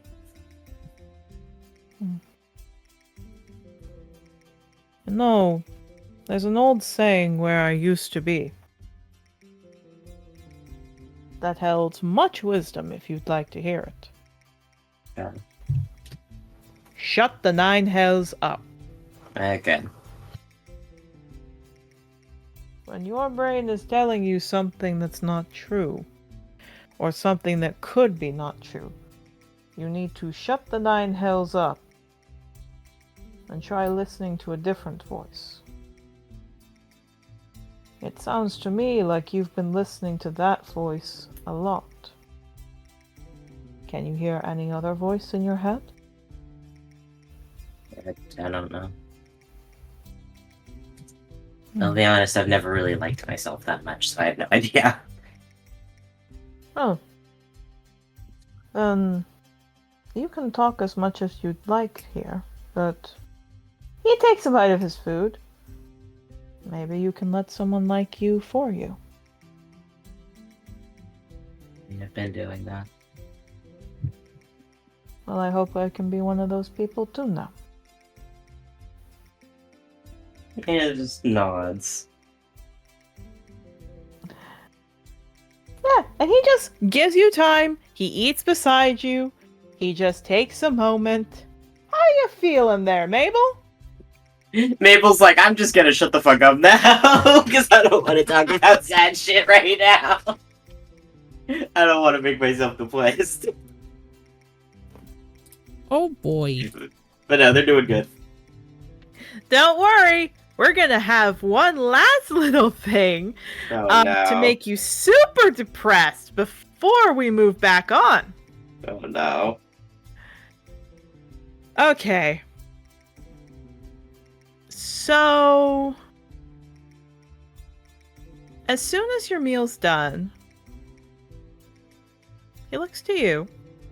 He looks back to the trees. Looks to you.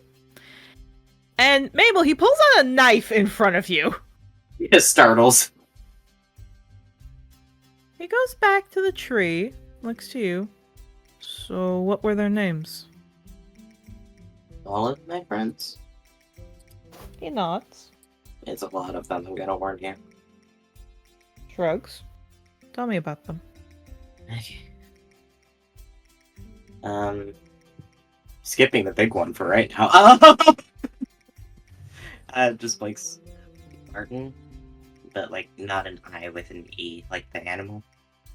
Yeah, he writes that down. What you see is he looks like he casts like a quicken spell, because he is a sorcerer. You see that now. He casts a little bit of magic to make the blade for heat metal light up, so he can singe it into the tree. Yeah, just watching. He was a sleek fur. Nods, writes sleek fur. Do you know the age? They were all my age, right? We were all the same age. Except Jamie. Except Jamie, yeah. But just shrugs. He's not going on this fucking tree. This bitch doesn't deserve that. But no, just shrugs. He was... we were 19 when the trial ended. So... Nods. What do you remember about him? Him and Sapphire were very connected. About him. About him. I'm trying to fucking remember. I have bad memory. This is not He Mabel. was kind. Yeah, he was kind. Yeah, I have bad memory. This is not Mabel. I cannot stress this enough. Mabel shrugs. He was really nice. And here's the thing. He writes the name, he writes the species, he writes the age, and then he just writes kind beside it. Casts his he snaps his fingers, more fire on the knife. Who's next? Moss, he was a half-orc. Writes Moss, half-orc, 19. I guess he was stubborn, but he was really nice too. Stubborn / nice. Looks to you. Roxanne. She was a drow. Writes that. Roxanne, Drow Elf, 19. I guess she was the most sensible out of all of us. She definitely had the. I mean, like, she definitely knew what was going on more than most of us did. Writes integrity. Nods. Seagrass. Writes seagrass, 19. They were a Triton. Sorry, writes seagrass, Triton, 19. I mean, they were kind of a playboy, but they were nice. Just write down, heartbreaker. Yeah, sure, that fits. Moonlight was in Insecta. He perks up at that and looks to you up and down, like he's confirming what he heard. Twitches an ear and looks away. Just because her brother's here. Don't tell him that. You have my word. And he writes down, in big letters, or not in big letters, but like in letters, Moonlight. Insecta, 19. She was kind of silly. She was fun. Just writes, silly. Sapphire. She was the one who was the maddest at me. She was a fairy. Yeah, here's that. And then lights it up again. Goes up above Martin, writes Sapphire Fairy 19. Fair enough. And writes beside it, intimidating. True, that fits. Haystack was a minotaur. He was hardworking, I guess. Yeah, that's probably a good word for it. Yeah, writes that down. Haystack, Minotaur, 19, hardworking. Looks to you. Acorn was a tabaxi. Yeah, he stops. Do you know his full name? No, actually, he only ever told me that.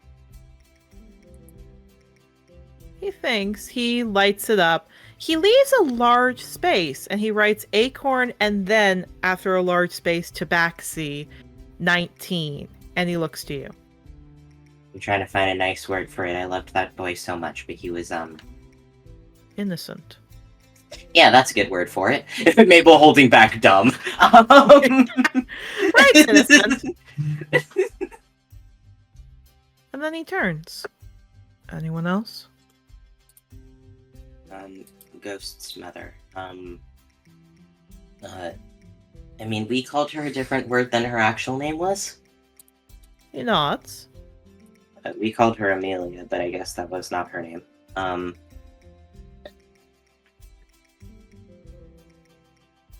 Yeah, he just writes Amelia. He writes 19, looks to you for like, what is the species? She was a felinine. Writes felinine. And then looks to you like, what do you want me to put after? Yeah, this is the one that they're hesitating on, because they're like, I don't know how to summarize her personality. They're just like, Jeez, there's a lot. I guess confident? That's probably a good word. He looks to that. He thinks for a second. And then it looks like he's gonna write confident, but then he doesn't write confident. He writes good mother. They're trying not to cry at that, but they nod. He puts... You think he's done, but then he gets it lit one last time, and he carves in, "These are the brave souls who stood for Trothar.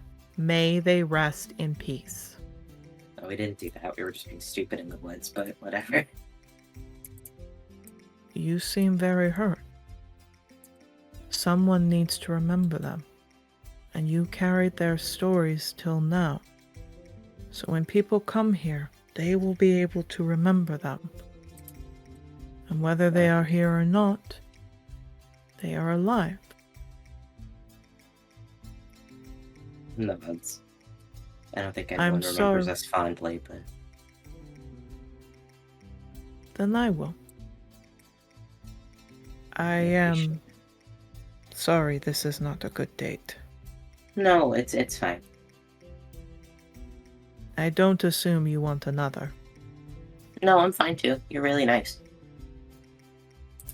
Even though I don't talk. I don't talk that much either, if I'm honest. Yeah, perks up. I do better with magic battles, admittedly. It's fair. I only talk as much as I do because my parents forced me to, so I bet at this point. He looks you up and down. Do you want to spar? Sure. Mabel! This is a different kind of date from Clover. You want to beat the shit out of each other? Okay. No talk, just fight.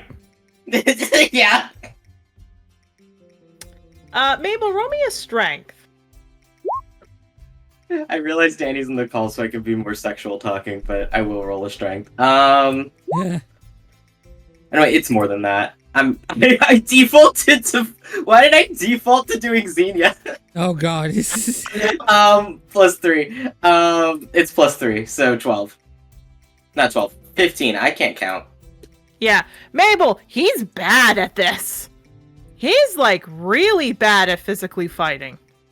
Yeah, Mabel pins him to the ground and then kind of like lets go a little and just goes like, "We don't need to do this if like you don't want to like physically fight." I know, but you seem like you needed it. I'll be honest with you, this is not like. I mean, it helps me a little, but like. Doesn't know how to continue that sentence because it's kind of weird. But just shrugs. Yeah, he sits. I'm not finishing that sentence. I can't understand you if you don't do that. I'm not finishing the sentence because it's sexual.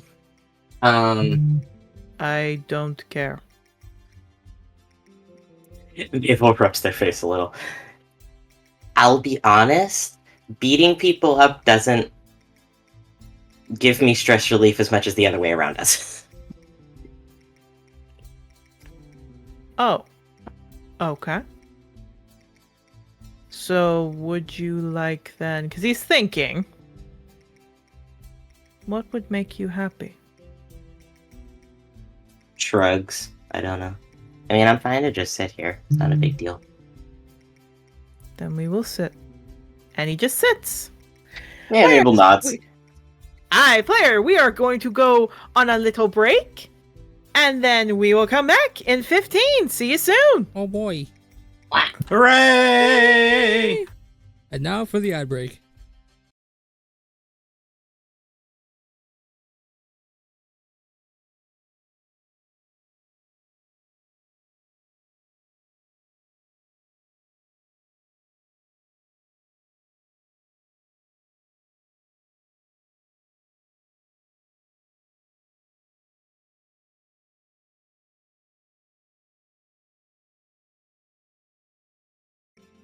Welcome back, everyone, to Trothar. I love it. We have love, autism. Yeah. Autism squared. Nelly. I would love to say, poor Wolfberry. You have no idea what to do, my dude. I needed his Mabel. The autism. Nelly. Touched by the tism. Touched by the tism. Aye. So, we're actually gonna cut a little bit ahead. Maybe about 20, 30 minutes or so. Maybe an hour even. For all of you. But we're gonna start in reverse order. Yeah. So back to Mabel. Me. Mabel. Wolfberry walks you back. He gives you a bow. It was nice being here with you. Nods. To prove that they listen. They're gonna attempt to do the fucking, like, the friendly greeting he was saying with, like, the little breath weapon. Yeah, he smiles. They're gonna attempt. It's not good, but they're gonna try. Hi, he does a little breath weapon back with his nose. He smiles and walks off. Me too. Go. You do. Mabel, as you walk, suddenly you hear a few little wing beats. And from behind you, landing on the ground, looking at you, kind of interested, is Ray. Okay. So, you and Wolfberry finally went on a date, huh? I guess, yeah.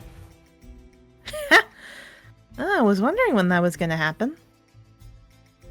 Just nods. I mean, considering how he talks, I didn't really think he'd even do that. Hmm? Like from what he told, he's never been on a date before. So, you were his first date. Good for you. I mean, he was really my second one, essentially. So. You got your date cherry popped, and then you immediately popped someone else's. Don't say it that way. I hate that. I'm killing you in your sleep. No, it just looks that. Wow. But like you and Clover, like, really? It's complicated. Huh. I mean, good for you. Just nods. No. What I will say, however, is...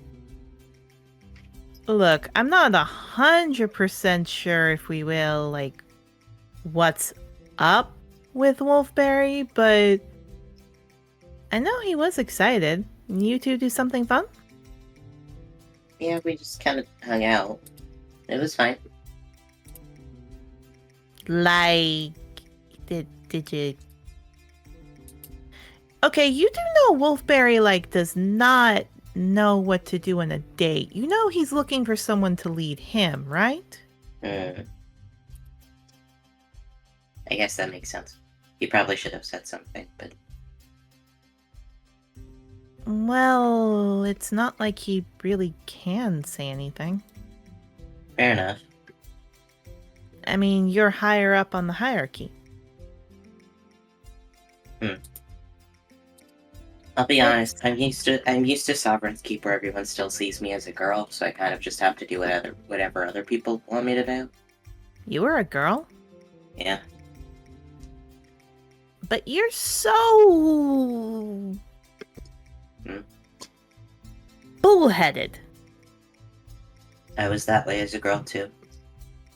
That's not a gender specific Definitely thing. we're not... I mean, that's definitely more like what a chromatic girl's like for us, but... No, I mean... you know how every half-dragon has a color hierarchy, right? Not really. She just takes a breath, pinches the bridge of her snout. Okay. Like, girly, I don't know shit. Okay. Yeah, we need to remember you, like, do not know anything about your own kind. Okay. You know how there are 4 clans of dragons, right? Nods. Every kind of dragon has one kind of dragon that's the top of it. For chromatics, it's yellow. For metallics, it's platinum. For for primal, it's life. And for gem, it's jabs you in the chest. Diamond. He's a jade half-dragon. Dragonborn. He's not going to... He's not going to speak up unless you tell him what you want. Fair enough. Did you, like, ask him about his life? Just a little. Admittedly, I'm not amazing at talking to people. Why? The short explanation is my parents didn't let me outside of my room until I was 11, but...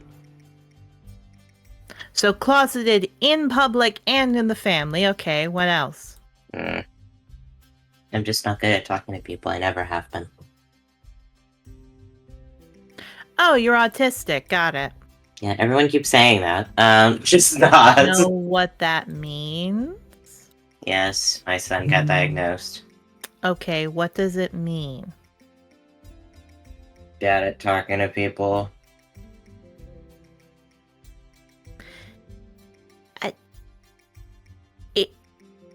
Hold on. Do you think it's just bad at talking to people? I mean, I know there's more involved. I just don't know how to describe it. Okay. It means that your brain just works a little differently. And that you might not like touch, you might not like loud things, you might not like talking too much, and that when you find something interesting, you talk a lot. That sounding familiar?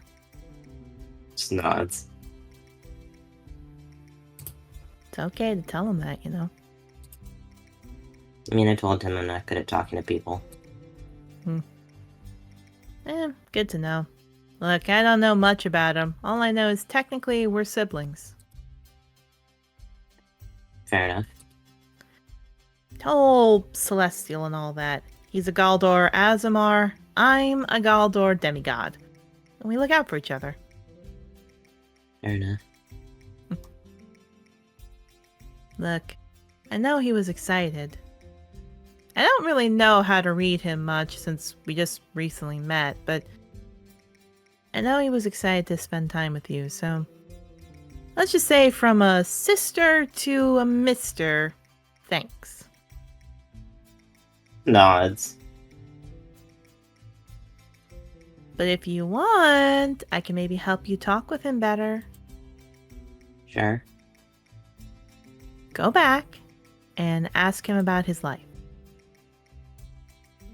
Okay. Just sighs going. Yeah, walks up. Something wrong with asking about somebody's life? It's just really awkward. I think I can help. Wolfberry! Wolfberry perks up, turns out. Oh, right. Good to see you. He gives a bow. You are way too formal, my dude. Anyway, Mabel wanted to talk more. But we had our date. And you can talk more after a date. But I don't think he's interested in talking more. Did you ask him? No. So you don't know. Okay, so Mabel, is there something you wanted to ask? And she's just like gesturing like, come on. Mabel's staring into the distance like you just gave me a prompt, but you didn't give me an exact wording. Uh-oh. But no, they just blink a little and just go, tell me about yourself? Yeah, he actually perks up a lot at that. Oh. There you go, buddy. She just like gives you a smile, trots off. Annoyed. I did not think you wanted to know about me. I mean, of course I do. But you did not seem to make eye contact or talk a lot. I don't As like if making eye you contact were- with people. Why didn't you tell me that? I mean, I don't tell shrugs. I just don't talk about it a lot. But it's something that I should get to know about you, right? I guess. Especially if I think you are very smart and kind. Mm. And would be much happier getting to know you. Just nods. I would also And he like to just get to know looks. you too. Do you know what I'm talking about when I say that, though? I probably need clarification. I'm not very good at picking up on stuff like that. People ask others on dates when they think they might like them romantically. Okay, yeah, that is what I thought it was. I was trying to see if you might like me like that, but you did not seem to want to talk, so I figured I would just be quiet for you. No, Back on Sovereign's Keep, everybody treats me like a girl, so I'm used to just kind of defaulting to that. What are you talking about? You're not a girl. I mean, yeah, but I used to be, and everybody knows I used to be, and they're not very... But you're a Mabel. You're not a girl. You're a Mabel. True. You and your own gender. Your own gender. Honestly fair. Honestly true. He looks dead at you. You do not get to decide from other people's opinions what you say your life is. What do I care about what is between your legs or identify as? Fair enough. Sovereign's Keep is weird. That's it. Of course it is weird. It is known as the half-dragon change lands, if we will. You all don't greet each other the way that we are normally greeting.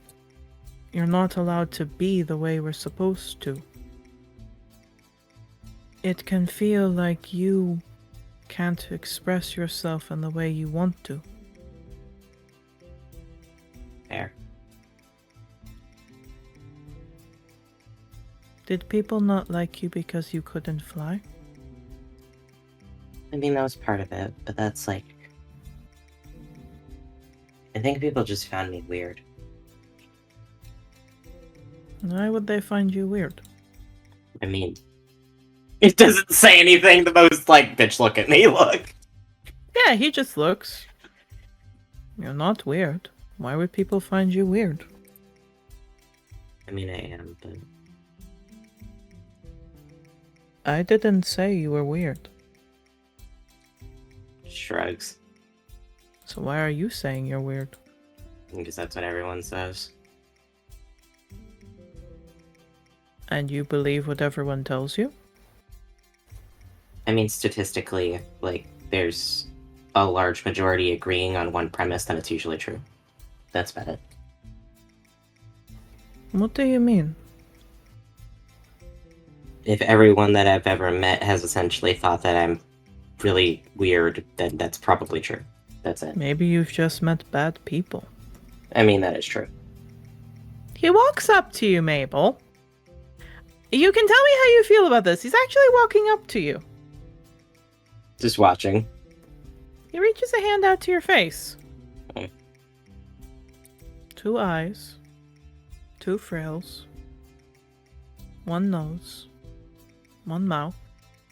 I don't mean physically, I mean mentally. He gives you a look.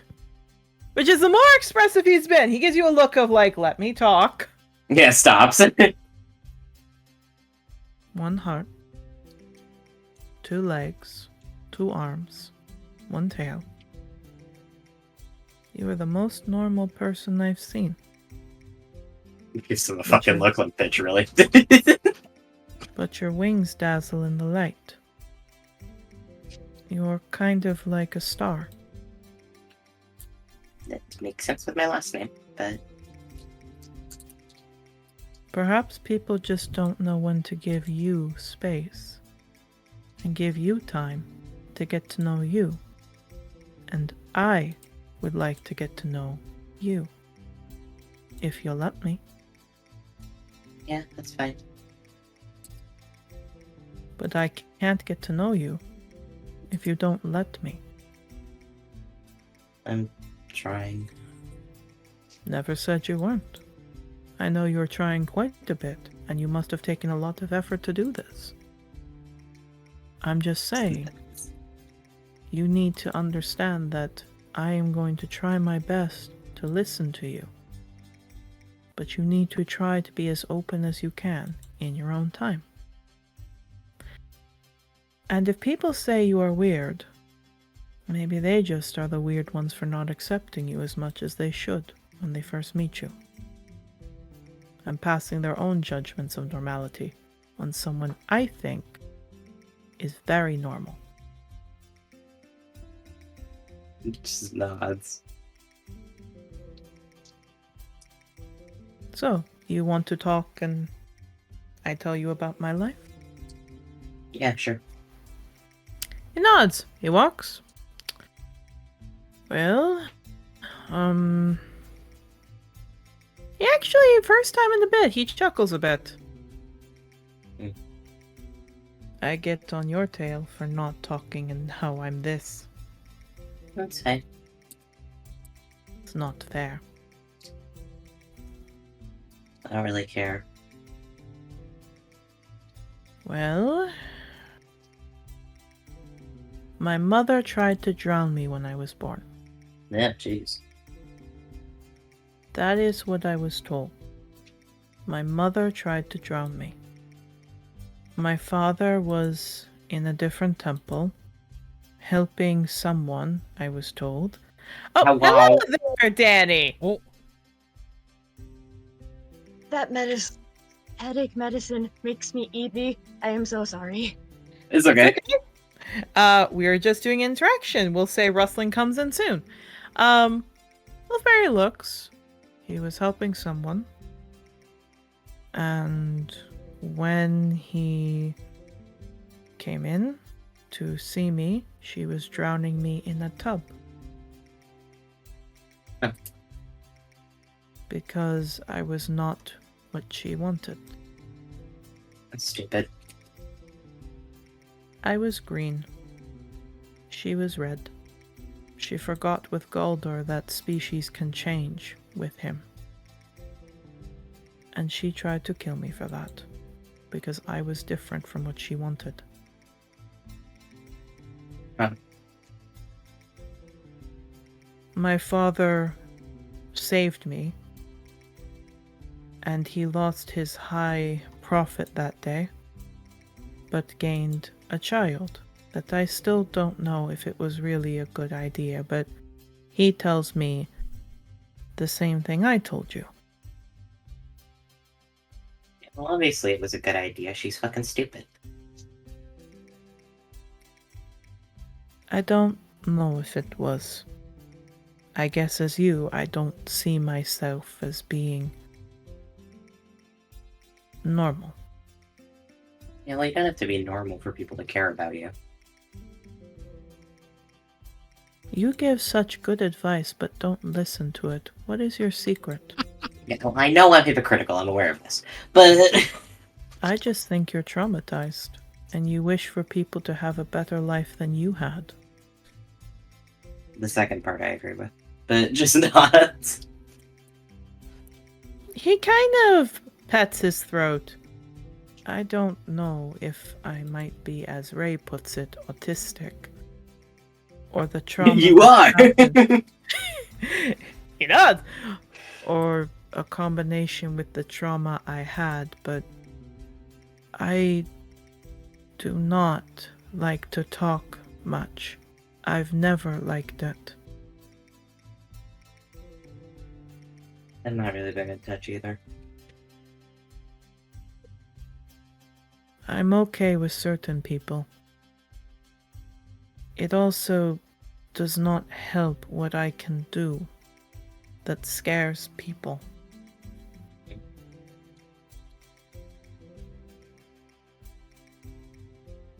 He kind of opens his hand up to you and flashes his hand, which, again, every class, Mabel, you know, has a different magic. You know, everyone is born with a different magic they can naturally harness, but they can go against the magic to find a different class. But what happens is when he flashes his hand, you see red, which means barbarian, but you're like, he doesn't seem like a barbarian. And then he opens his hand and flashes again, and it changes to pink, which is bard. I have an ability when I was born that my mother didn't like, that allows me to change my class at a whim. That's cool.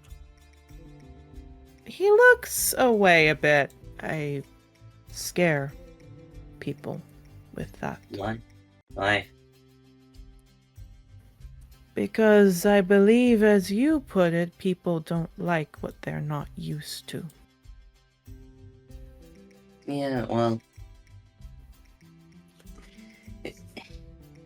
Well, that's exactly why I don't get along with most people, I'll be honest. People tend to think that new things are stupid, or fucking scary, which is dumb. Just shrugs. Innovation happens because you actually listen to new things. Again, you give such good advice to yourself. Of other people, I wish you listened to it. A little grumpy. No, he looks out. Every demigod and Azamar get a power connected to different parts. Mine is Arcana magic. I have access to any spell in the entirety of the land. From revivals all the way to everything else. I can revive people too, sometimes. Yeah, perks up. I don't know what I did that scared my mother so much. My father doesn't even know. But I've lived like you, away from people. At least people my age. I grew up in a temple. A monk temple. Not a monk temple for me, but my mom's the Agnes High Prophet.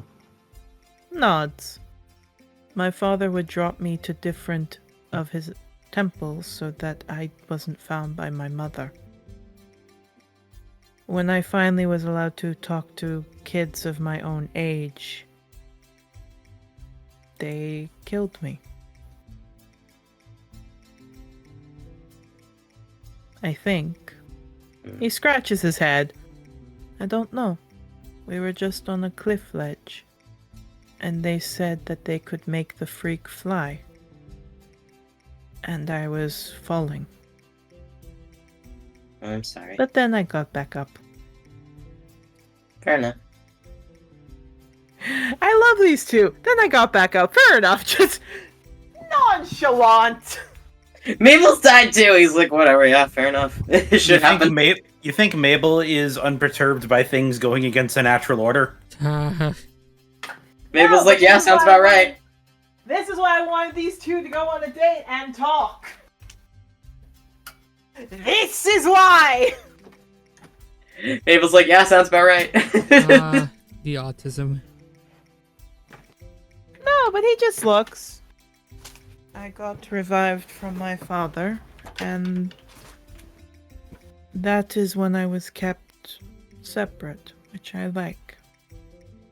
That's fair. I've been revived a few times too. Yeah, he perks up, but you don't have a death scar.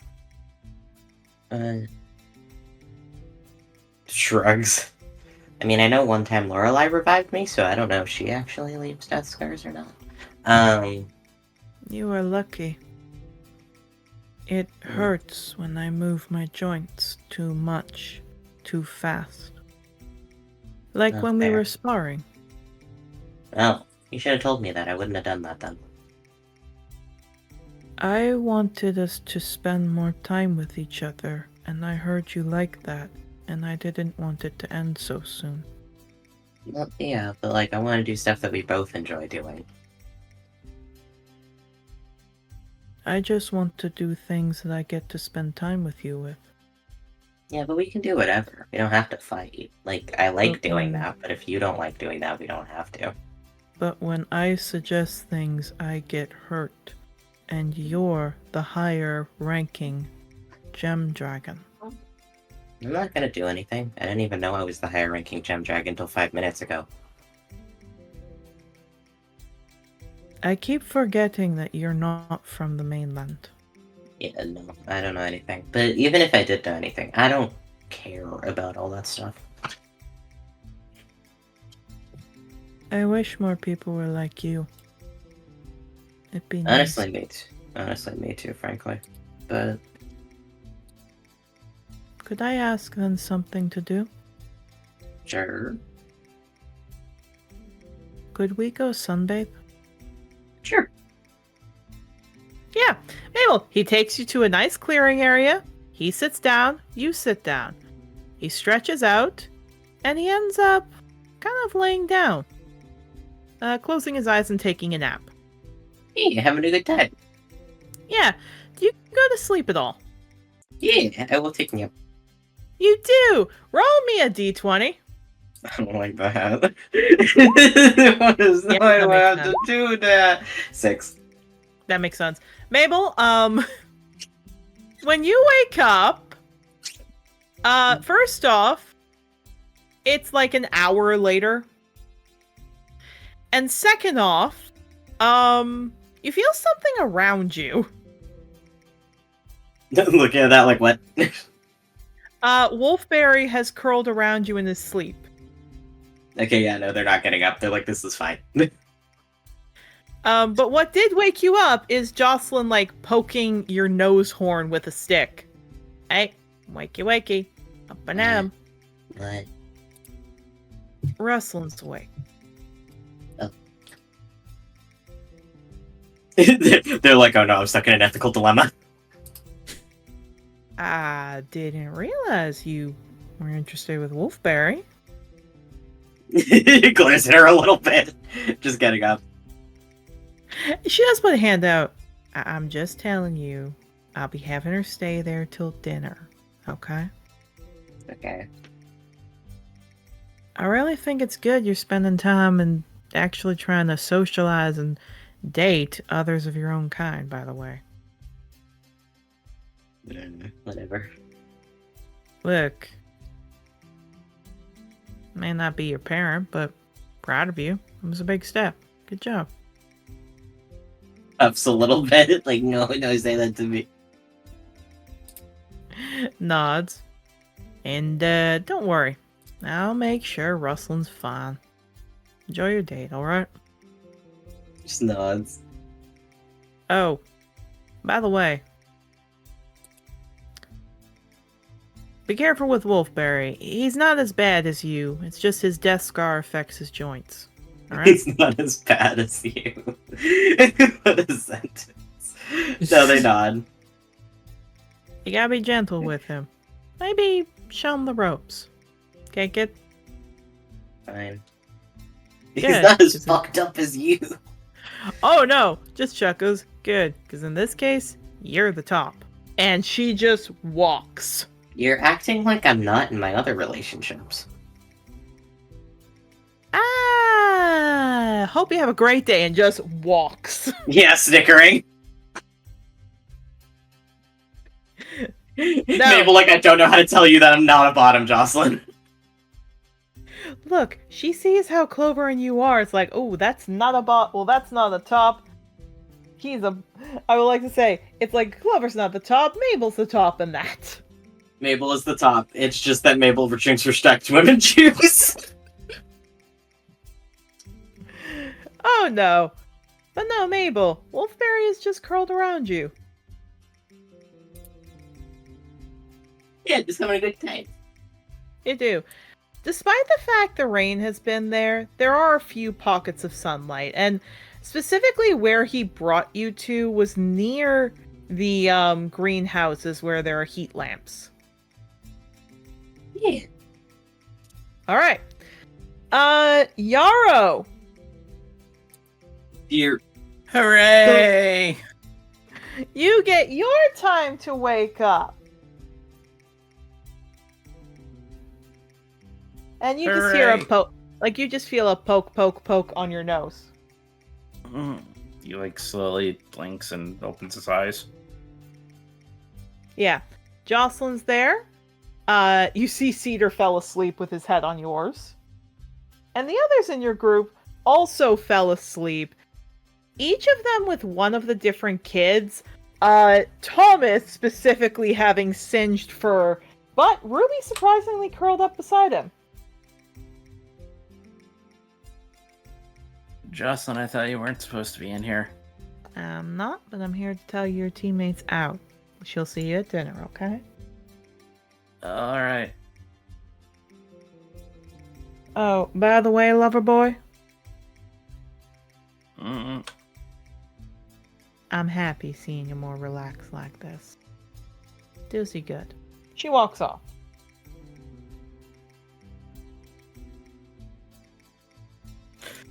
Well, that happened. Huh? Yeah. Here's the thing, though, because I want to make sure you get time, too. as she's about to close the door, she actually takes a pebble, whips it at Cedar's antlers. He kind of sniffs awake. She shuts the door. He looks around, looks at you. Get the fuck up! Yeah, it's like, hey. There you are. I guess I maybe nodded off. It's alright. No, I haven't gone anywhere. Jocelyn just came in to tell me that rustling's okay. Oh, that's good. So, we need to talk. About what? I don't want to, like, demasculate your emasculate you, but did you want to be a doe or a buck in the competition? Would you be okay, that's kind of a bit sexist. Do you want to be a protector or like a this is gonna sound really bad. Do you want to be like... I understand what you're saying. Nods. Kind of like flips his ears back a little bit. I guess it doesn't really matter as much what I want to do, because I'm a little too malnourished and weak, and I need time to get my strength back to do the one. Yeah, he looks at that.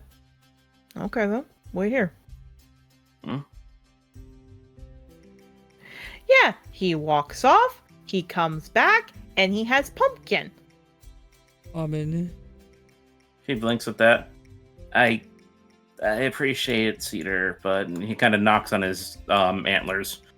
They've already grown in as weak as they are. I know. Doesn't mean we can't help. And he pushes it down. Now, you're gonna start to munch that. And he throws you, looks to be a large rock that's kind of heavy. And then you're going to do some bicep curls with that. Do what? He shows you by, like, taking the rock and then moving it up to his shoulder and then putting it back down slowly. Okay then. Roll me a strength, Yarrow. Let's see how weak-muscled you are. I mean, all things considered, he's still stronger than the average person. Like, he doesn't have a bad strength stat, it's just not as good as his other stats. Just a pure strength, or do you want, like, an athletics, or, well, it's all the same anyway. Yeah, okay. That's what I get for defending him. Yeah, you try, you fall.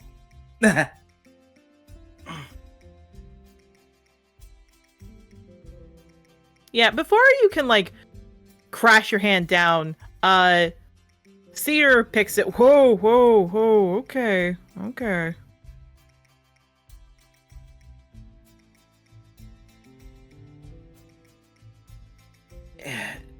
I've never tried anything like this before. That's why we're gonna work on it. Puts the rock back in your hand. Okay, come on. And he does a little bit of a muscle workout with you, Yarrow. You are sore. Oh, excellent. And to make it simply, because there are kids here, as soon as you're done, he's nuzzling you. You did good. You know, if you want to stretch out those muscles, I could very easily... There, like, he's about to put his nose to yours, and then you hear Echo go, Papa?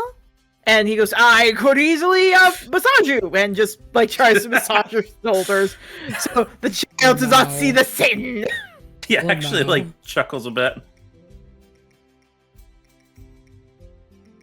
Yeah, it's alright. Yeah, it's nice, Yarrow. Echo comes over and he starts to eat some of the pumpkin, which wakes up Flare and Wave, who run over, which then wakes up Ruby, who blinks over and she sniffs the pumpkin, and Cedar like gets a soft part. Here you go, this should help. She looks to it, doesn't like it, looks to the stem of the pumpkin and starts chewing it. That she seems happy with.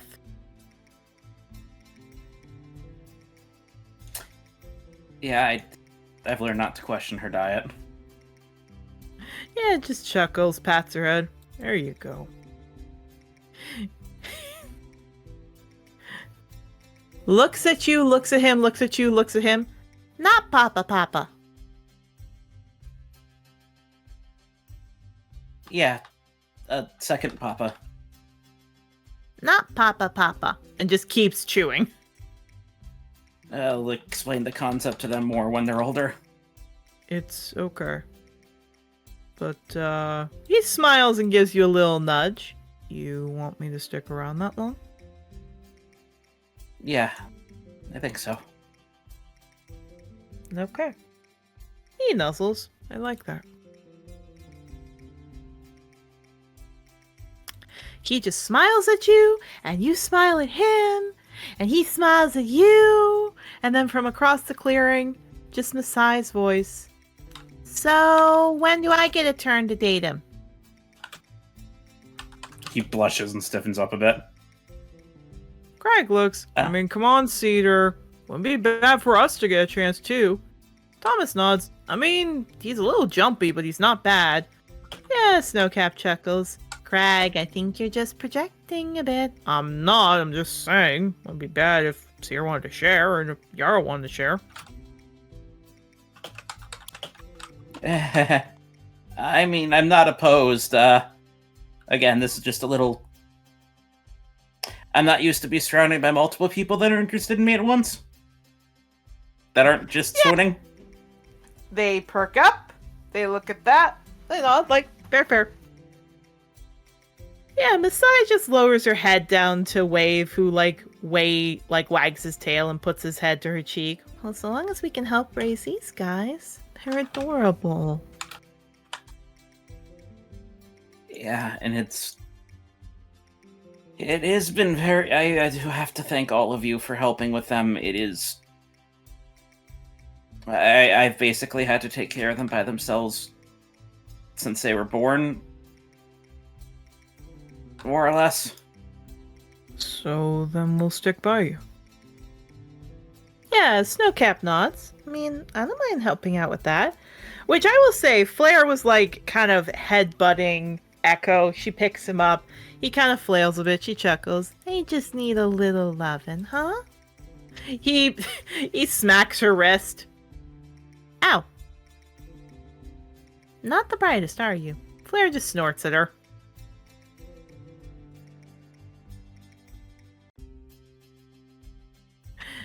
But Yarrow, unless you want to do something else, that is your mini session. Or, god dang, I do these all the god dang time. I did that all the time. I was like this close to breaking my streak for like months.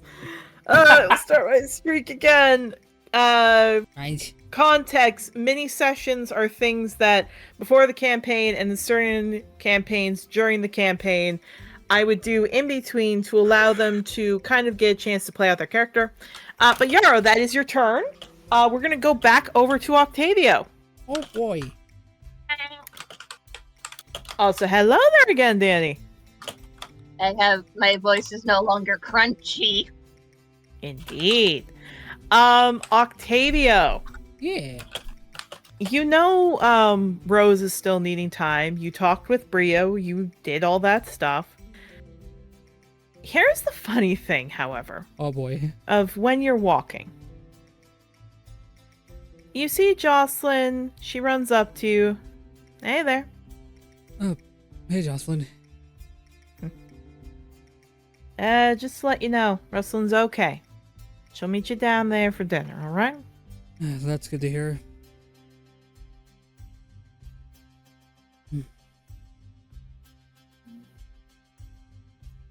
Now, I'm gonna go have my personal dinner with my girlfriend. You have fun. And she trots off.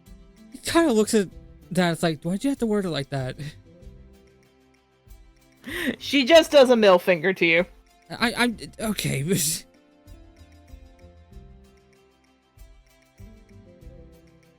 Just kind of like I sighs. have to change the music now. Oh no. Okay. Oh, is this when fucky wucky shit's gonna happen? Yeah, this is when It's a fucky funny wucky thing. shit's gonna happen. Okay. You're on your own. No one else is around. You had a good time, all that. But from the bushes, you think you smell something. Like something really tasty. Yeah, it kind of blinks at that. This hasn't happened like any of the times I've walked past here before, right? No. But it smells like something's cooking. I'm gonna like slowly walk over towards the bushes where he like smells all this. Yeah. Hidden a little deep away where no one can see appears to be a cauldron. The cauldron bubbles and brews and does everything else, but here's the funny thing about it. From within the cauldron in the stew, you see one little hand stick out, and then another little hand stick out, and then a head with a chef hat, and 2 button eyes, and a long tongue coming out of it. Steps back. Hello. Hi? The creature, you're not really sure what it is. It looks maybe like it's made of cloth, but then it's like, no, that's skin. It's something. You're not sure what. He just smiles. Hello. My name's Chevron. Oh my fucking Nice to meet god. Context, because I have been told how to do that. He said his name is Chevron. I'm sure I can get a picture of his ref. I will send a picture of his ref to you if you need it, so we can put it in the Please. video. We'll put it in post. We'll put it in post. Context. This is a character from Tavern Cat's campaign that Churgo played, and I said that I'd put this character in here for funsies. Specifically, do you want me to explain it? Yes, go ahead. Specifically, he is a homebrew race brought to us by Zito called the Mock, which are basically sentient bipedal mimics. So he looks very unnatural and has very Indeed. exaggerated features. No, so he just smiles, and again, he's in a little chef outfit. His tongue is out. It's all Yeah. good. And again, he just smiles. Yeah, he gets up, he looks at it. I'm trying to remember how tall fucking Chevron is. I think he's Not like... very.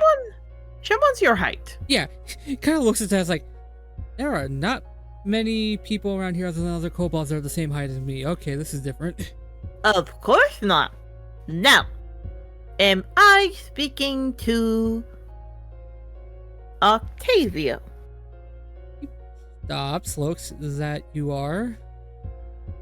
Good. I got something tasty, and I gotta deliver a message to you.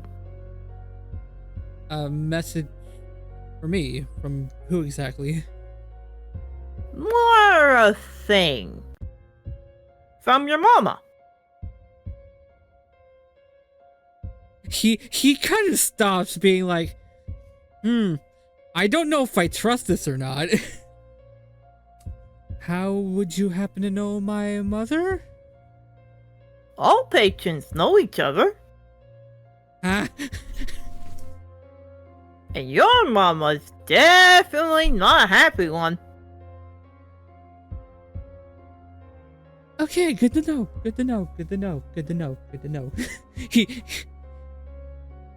He kind of just holds his hands to his head as he just kind of goes, this is going a lot deeper than I thought it would be. Fuck.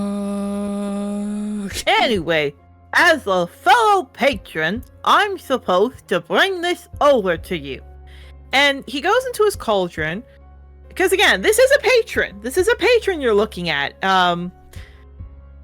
His little weird foot that kind of morphs a bit from claws to stuffing to something else smacks the cauldron. And what comes out appears to be a pendant of a silver raven looking out with a pair of wings on a blackened chain. She said that when you can make her proud, put that on when it glows. He kind of just like stops. So also, I need a minute because you just saying Chevron as a fucking patron literally terrifies me. It literally just fucking terrifies me. Oh my god. That's more than what I'm planning to do with Chevron in my second campaign that I'm working on, so... Oh no, that's the fun part. He just smiles. I mean, if you don't want to make her proud, I always need more things for the soup. No, he kind of like goes over... he goes over and I grabs mean, you look very voluptuous and good for eating. You want to make a trade? I'll take your body and give you a new one. God, I'm sorry, but hearing Chevron say that, Jesus Christ. He was a cheerleader. He would eat inanimate objects. This is great. I love this. But him, no, he just smiles. I'll make sure to cut it nice and quick, get your throat, and then go right for the good things, and give you a cool little stuffed body, huh? You can scare people with a knife and go stab them and bring them to me. It's good. Erica, whatever you have planned for Chevron as a warlock, give me the notes for that. I need to do some changes in my campaign. He's not a warlock, he's a patron. Okay. I need to know who's patron of. I'm making changes real quick. No, he just smiles. Yeah, no, he just smiles. He takes the pendant. He's so fucking confused about this entire situation. As he kind of just looks down at the pendant and it's like, so I feel like you're not gonna tell me what I exactly have to do in order to make my mother proud. Oh, that's really easy. Super easy.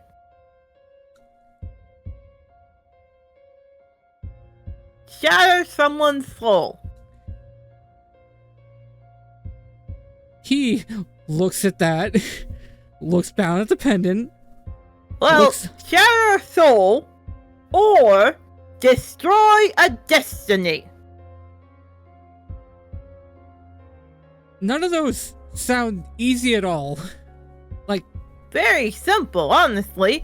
Do you have an infant nearby?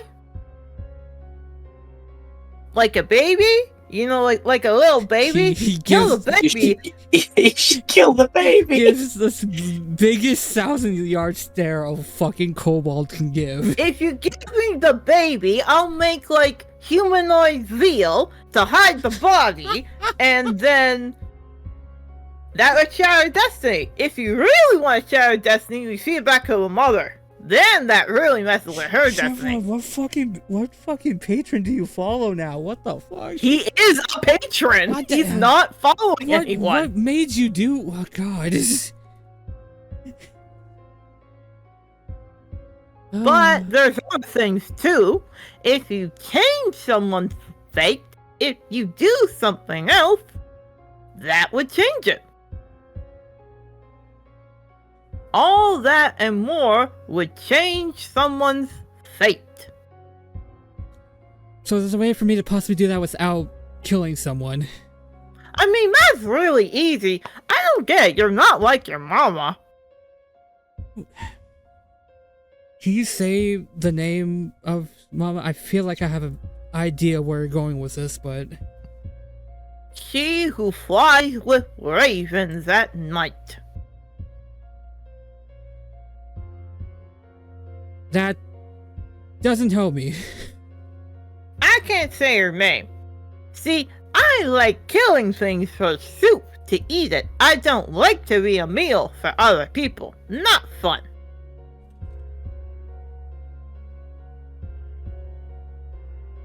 Yeah, he kind of just sighs. It's like, okay. Anyway, she saw you were getting her visions. Yeah, I've been getting them for a while now. So Yeah. And it's taking away from your soul. he freeze frames. Body like mechanically like looks over towards him. I'm sorry, what? It's too much. We thought when you were gonna be born, it'd be more stable, but it's too much. Your soul can't handle it. And in that way, if you have too many of those, your soul will kind of break open like a pomegranate, you know? Oh, I can make a pomegranate salad with your soul. So that a pomegranate salad. I need to focus. Anyway, the point is, you have too much.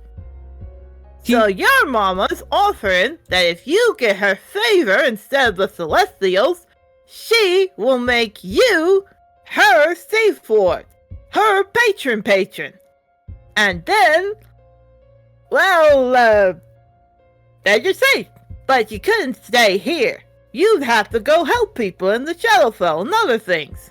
You know, collect debts, break kneecaps, rip off babies' heads, that stuff. He's kind of just... He is so dissociating for the first time in his entire fucking life right now. That he kind of just... He claps his hands together, breathes in, sighs. So you're telling me you know the circumstances of my birth, is what you're telling me right now. Of course I do. He goes up by the collar, kind of like grabs him and is like, tell me what is going on with me. You're touching him? Yes. Okay, this is temporary. He looks to you. Don't touch me. Here. Let go, Bumblebee. Don't touch me. Like, You're gonna let go? yeah, he does. He sighs. Sorry. No worries. Let me take my payment. His tongue reaches out and rips off your hand. Ow! Mabel, Yarrow, you hear what sounds like Octavio screaming. Ow! Yeah, I'm All the fucking way- going. That's my buddy. Which All the way from Actually, inside the Species Center. which hand is it, by the way, just so I know? Well, I'll get to that in a second. Mabel, actually, I have a question. Did you go back to sleep after Jocelyn told you to enjoy your date? Oh, yeah, probably. Yeah, so you don't know this, so you're asleep. I'm eating. Yarrow, you would have still been coming out, so you probably wouldn't have heard that. Scratch that. Jocelyn, however, might have heard that. That is your left hand. You see his tongue, throw it inside his mouth, chew, licks his lips. Such a good flavor. Trauma and angst, all in one. What the fuck? Oh, right, you probably need that back. Hold on. He takes some of his stew and opens your mouth and tosses it down your throat. He shuts your mouth and your hand regrows. Yeah, I have a Opens few. your mouth. Pain is settling. There you go. Now remember, don't touch me. Okay? Yeah. Crystal clear. A good chef never lets himself get dirty by outside germs. Okay? And Right, you wouldn't want to be calling me a bad chef, now would you? Freya, just so you know, I'm making fucking Chevron Cthulhu now. Just so you know. I didn't realize the potential this had. Me making like a fun little goopy character that likes making people food. Oh, nobody will ever want this to go wrong. Everybody, we're gonna make him an unknowable horror. Okay, that's fine. Look, one universe, he's fine. This universe, not so much. Look, I'm sure he was a silly little guy at first. However, then he experienced the plethora of horrors. No, it's Oh, called he- Octavio touched him. He experienced a lot of horrors, but his response to them was kind of like, huh, neat. And then he fed the entire party. Yeah. And just didn't think about it anymore. That's what he's doing. No, he just looks. So we're not gonna touch me again, right? Yeah. And Good. Because I can rip out your eyeballs, make you still watch while I eat you alive. And you don't want that, right? I think I'm developing a new fear right now. I'm a patron of the 9 hells, if we'll say. I can be your best friend or your worst enemy. Can be So- your angle or your devil. Respect the patron, alright? Respect. Power. Banana. I understand.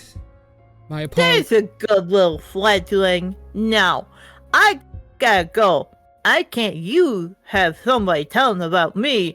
Oh, and remember, if you tell anyone in power about me, I'll rip your tongue out so you eat yourself alive.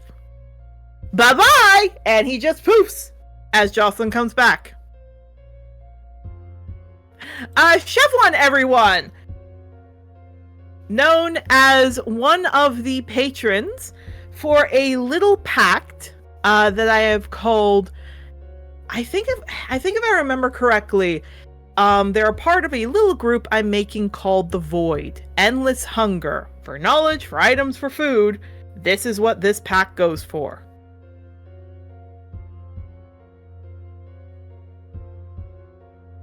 He's just a little guy, Your Honor. Or specifically, the insatiable ones. Could be the... I'm not sure yet what to call them, but that's his little group. He's going to be a fun little new warlocked group you can have. And that was Chevron, who just came in. The bottomless. Yeah, probably the bottomless or something like that. Yeah, Jocelyn comes up. Octavia, what in the non-hells was going... You okay? Yeah, no, I'm fine. Totally fine. Absolutely fine. What, did you trip on a root and kick your balls or something? No. I can't say. I'm not allowed to say. That's all I'm going to say right now, though. Okay. She just starts pushing you. Oh, okay. He is you like. You wanna go get a snack? You okay? I You wanna go get a wouldn't. snack? I wouldn't mind that. I just can't move right now. It's like okay. He's like he needs to get picked up. He cannot move. He is like a statue right now. Dribble him. Just pick him up and toss him. Oh no, she picks you up. I mean, I hear they're having veal in the cafeteria. Nope. I hear it's real tasty. Can we just have a sure salad? you know? Can we just have a salad? Salad sounds really good right now. But if you're a carnivore, you gotta eat meat. No. I can go on a diet for a little bit. Cobalt bacon salad.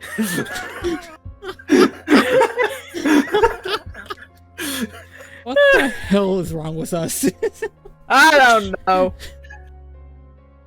No, but just she leads you back. Oh, okay. Okay. We'll get you a salad.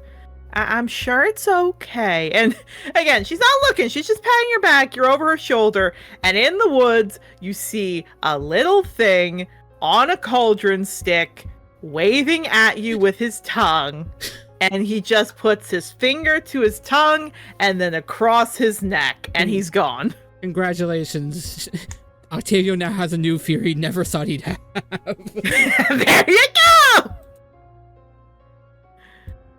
A fear of chefs. Yeah, actually. Like the fucking Les Poissons scene from fucking Little Mermaid. Oh, sorry, can you... Oh, Les Poissons, yeah. Les Poissons, yeah. Oh, Nelly. No, she takes you, she puts you down, she, like, pats your head, because she's like, okay. Mabel, you and Wolfberry actually come back. Yarrow, you and your new little herd poly group comes back. Just as you all do, Wolfberry turns to... God, I was keeping my tongue out that long. Talking normal is annoying right now. Yeah, welcome to what I had to deal with when I was playing him. Wolfberry turns to you, Mabel. I'll see you later. Oh yeah, you too. He looks to you, looks back, looks out, looks to you, bows his head. Your scales shine brighter than any sun that you outshine each day. Oh, jeez, dude, I'm never gonna touch that. Like, I don't know how to do that. What the fuck? He nods and he walks off. He goes gets food. Yarrow, you get a kiss from Cedar, who smiles to go get food and go to a spot. Mabel, Yarrow, Octavio's looking like a light gray kobold right now. You good? No, Fair. What happened? I can't necessarily say that what happened to me in public. He didn't say to public, he said to any higher up. Yes, which includes Jocelyn in his mind right now, so... She is nowhere near you. So I just had a run-in with a patron. Oh. And, again, which hand was chopped off? Left. It was your left hand. Lift off his left hand. Chopped off my hand. Huh. Yarrow just stares at the hand. Yarrow, Mabel, there's nothing wrong with it. It's completely fine. There's absolutely nothing wrong with it. You think maybe Octavio got into some shrooms, because there's nothing wrong here. A newt. It's a new... It got better. Thank you. Yeah, he just looks at us like, okay, I know what it looks like. It did get better. I'm assuming he put it back? He fed me food and it just sort of grew back instantly. Interesting. Mabel and Yarrow, please roll me a wisdom. Octavio, roll me a persuasion. I'm A just save so or a check? fucking- Okay. A save. Both of you a save, just to see if you believe him. Persuasion. You're halfway decent at that. It's a 10.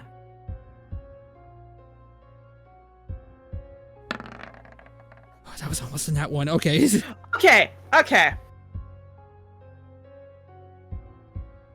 Both of you think maybe he's telling some kind of a truth. Like, maybe he did meet someone. It's a little hard still to think that it did all of that with not a single thing, but maybe? He looks fine. He seems fine. Something might have happened, you don't know, but whatever. Before any of you can talk, however, rustling. You got yourself in a cane right now, like a crutch. You are walking back in. Your joints on your left side are still a little stiff. Alabaster is actually helping you down because he wants to make sure you're okay. Mabel, Yarrow, Octavio, rustling's back. Yeah, going over. Hey guys. Are you feeling better? Yeah, a little stiff, but I'll be good. Kind of offers up. Lord help me with names, dear God. I hear them and I can't pronounce them. Soggy one, tiny one, sad one. Which are you after? Helping one. That doesn't tell me which one, but fair enough. No, the one who is helping me. The one who... Alabaster. Thank you. Alabaster. She glances over at Alabaster. I'm really sorry. My fault. I should have had you practice more. Here. We'll get it practiced. You'll be okay. He pats your head.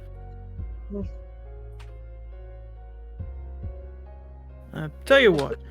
Oh, sorry. Sometime this week, why don't I take you out to dinner sometime? Okay?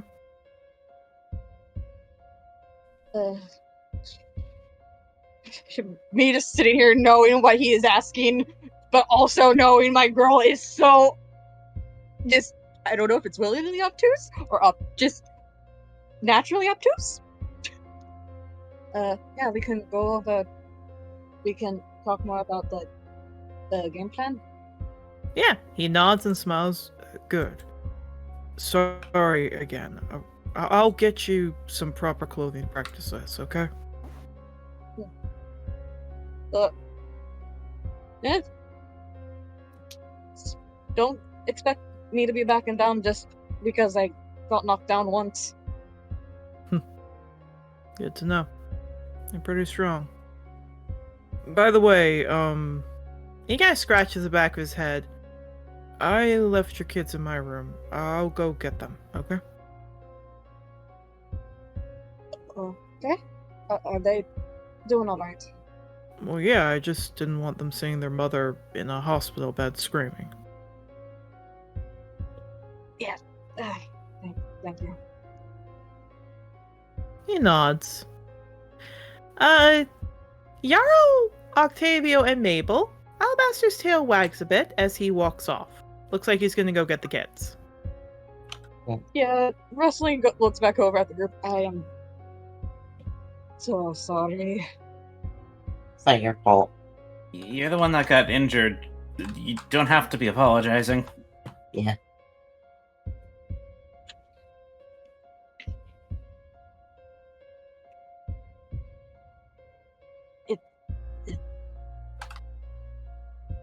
I mean, this is supposed to be a day off, and I did it.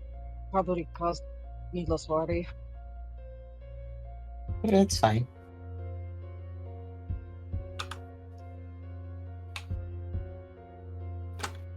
Anyway, how's your state been going? Well, I've officially got adopted into a polycule. Oh shit! That's Okay. kind of what happened with me. Sorta. Oh right, you had the What was his Well, name? I was Zagreus' mistress, and then I apparently seduced his wife too.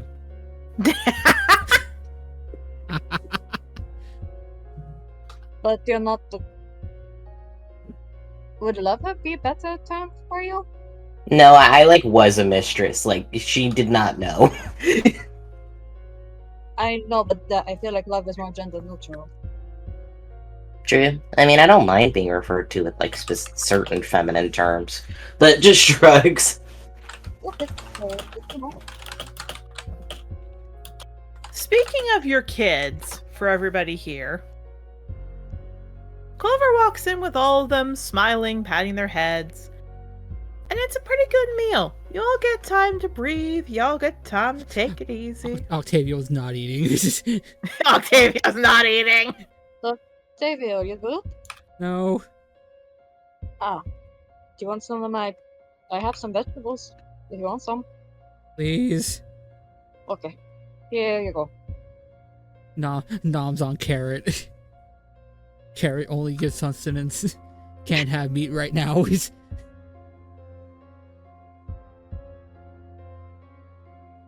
Indeed. Players, here's my question for all of you, so I know. What would you like to do for the rest of the day? Most of what you have requested has been done, but I am just curious about what you would all like to do for the rest of the day. The stuff that is left over, quite a few things Yara requested. So we're going to scratch that. So, Yarrow, you wanted to do your job in the herb shop, which will be in the weekday, if you want to skip that. You wanted to plant an acorn, and Mabel, you wanted to go talk to Olivia. True. You all can do this now or another time. Just checking. Well, now that I had something come up that wasn't originally an option during that plan, I want to talk to Shepard about the plot and get that set Tell her up about sooner the than plot? later. All right, so you're going to go to Shepard. That will be your one thing for the night, okay? Yeah. Mabel, what would you like to do? I'll talk to Olivia now. Talk to Olivia, okay. Octavia, what would you like to do? I don't know at this point, man. You want to go find Chevron again? No, I think what he's gonna do is after having a meal, he's gonna head to the music shop and just kind of like work there for a little bit since he hasn't had the time to really work there. So. All right. And Rustling, what would you like your one thing to be? I'm assuming if I remembering correctly from last session, my boss said I'm starting tomorrow. Yes. I'm pretty sure I did everything on my list so far. You did. You can go hang out with Alabaster. I feel like, you know what? Let's give Clover a bit of a break and help take care of all the kiddos. All right. So I will say you go just stay with the kids. When you go back to your room, that's basically where it goes. Then given the note, it wouldn't be bad to keep an eye on them. Indeed. I'm going to roll a d4. 3. That is... We'll say Octavio. So Octavio. Yeah. I'll let you go first then. Oh boy. So you finish up dinner. Looks like people are going in separate directions. Rustling is heading back to her room. You want to go to the music shop, correct? Yep. Interesting you say that. Oh no. So as you're going off, you get through to the music area, and it's closed. He blinks at that. Was this late? Okay. Here's the thing. When you're trying to figure out, like, what's going on, it should be open. Funny enough, Seamus is there. He actually is not too far from the music shop, or maybe he's walking around. He perks up, sees you, he waves. He waves back. Oh, hey, Seamus. Well then, good to see you. I'm afraid that on the weekends we close up at 6:30. Ah, Normally it's only 5 p.m.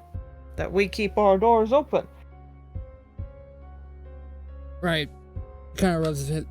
Forgot about that. Most other places I know stay open a little bit later than that. Yeah, or school. Guess I don't know, find a place to play or kind of looks down at his hand, see if it still works. Yeah, he chuckles. I was about to go get Sweet Little Dewberry something nice to eat. Why don't you play some music while I walk? Sure, if you don't mind. I don't mind anything, considering what you all helped with it. I don't mind at all. Well, he said he talks as he like gets his like loot in place and all that. We were more than happy to help out with that. So, He smiles. Roll flat. flat performance. Flat performance. Still one of my highest skills. Do.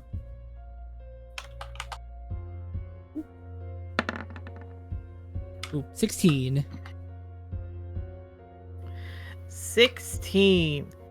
Yeah, you're fine. It's a little stiff, but not bad. It's good. Yeah, he was mainly worried that it's like, okay, new hand, is this hand gonna work? Because you need Hand good. will work. You need But good hand probably position. don't push one like that again. Yeah, he's learned. You have to push a godlike being once to recognize fear. So You F around, you found out. yeah. Look, he didn't know. He didn't know any Aye. better. Aye, but no. What ends up happening is you and Seamus walk back, he gets some food, he waves to you, and you head back to your room. Yep. Alright. That's 3 already. 4. Yara, we're gonna go with you. Oh, wonderful. Shepard's actually not that far out from leaving. As he looks to you, he smiles. Ah, there you are, Yarrow. What can I help you with? I actually had something to, request of you and something to give to you, regarding it. He's gonna fish the paper out of his bag. He looks at it. Nurse Honeysuckle mentioned that you had a greenhouse that students could use. Yes, I do. You want to participate in it? Yes. She gave me, I guess, a sanction to do some, medical herbs for her. Yeah, blinks. Thanks. All right. I can do that.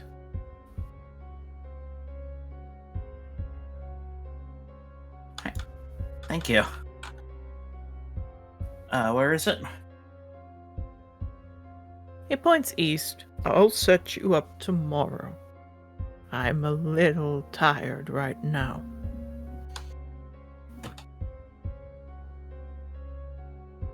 No, of course. You will get number 6. All right? All right. Thank you. He bows his head and smiles.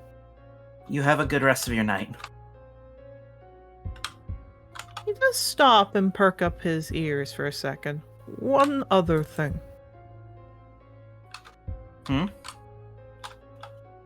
What are you planning on growing there? Just some herbs to make some salves and potions for my team, as well as to help restock Nurse Honeysuckle. How would you like to grow drugs? What? How would you like to grow drugs? Grow the weed, Yarrow. Grow the weed. Legal weed. The legal variety. What kind of drugs? Greenwood ferns. Can you grow greenwood ferns? How much do I know about greenwood ferns? That's what Mabel smokes. It's weed. It's cannabis. It's weed. Yeah, how much does he know about it, like, physically as a plant, though? It's what Mabel smokes. Why would he want to smoke what Mabel smokes? Mabel's always anxious. The thing that Mabel takes? Oh. Looks over at Mabel. Walks. Mabel, before you leave, come over here. Fine. Here goes over. Sticks his hand out. Can you give me some green ferns? Stares at him like, why is this old man asking me for my weed? Yeah, he just sticks out his hand. Why? Please. Why? Because I smoke it. And I'd like some. Sure. Alright, man. Just gives him some. He's a cool teacher. Pats your hand. You will get an A in our next botany class. Alright. I mean, I guess if it's a personal favor to you, I just don't know much about it as a plant. He stuffs it in his pipe. Mabel, I assume you're walking away at this point. Yeah, Mabel's like, what the fuck is going on? He stuffs it in. He puts a light. He smokes it. He puffs it out. He looks to you. Do you know why I need this? No, I honestly don't know a whole lot of it. Because it makes me happy. Okay. And it feels good. I'll take your word for it. Try some. And he Okay. God. How long were you planning for this to be the way that somebody passes a blunt to Yarrow? so I'm much. sitting here. Okay, I will never understand why people like the weed. Why? Because I had to use my dad's rescue inhaler, and he apparently had been smoking before using it. I got the foul taste of skunk in my mouth. Because if you have it itself, then you get other effects that curb anxiety and do a whole bunch of other shit. Yeah. Yeah. Understandable. I know when my dad takes it. Oh my god, I could not get that taste out of my mouth. I have been offered it before. I just haven't taken it because I know my family has a history of addiction. My dad does it for his anxiety. That's fine. I'm sorry. I just realized, like, oh god, that awakened a memory. I have stories about weed, but I'm not gonna say that on a YouTube video. So Fair. Yarrow, he is offering the blunt smoking. The blunt smoke. No, little Pecora, don't go into the weed office. not the weed office.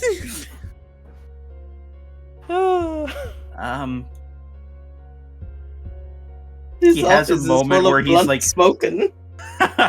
He has a moment where he has a moral quandary about it and is like, well, I trust Shepard and I need to get more in touch with other Pecora. Maybe this is just a Pecora thing.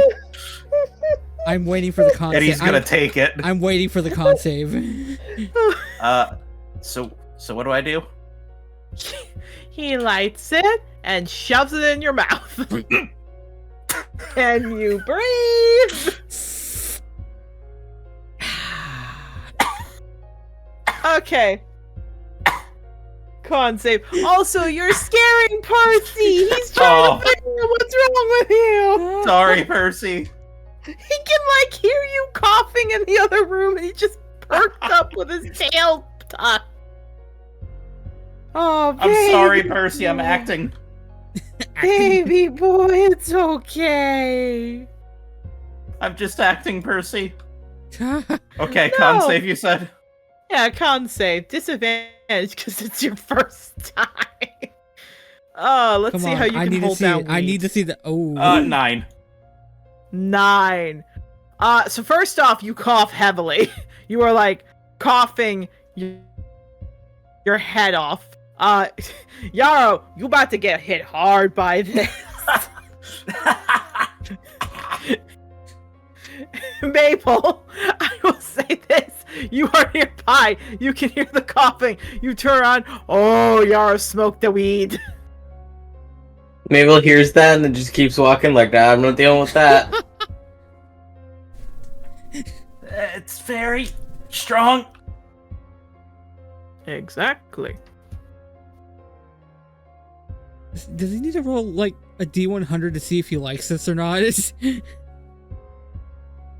That's up to him, but what I will say is for just a little bit, as I change the music. I need to make. This is a good weed song. I was about to say. I feel like I need to make a weed song now. Probably.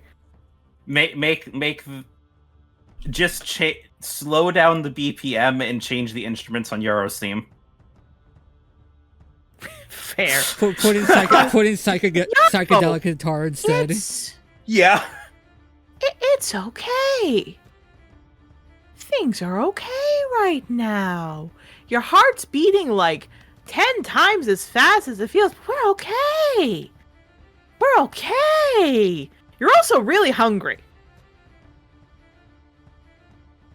I don't think I got enough at dinner. I think I'm gonna go back and get seconds.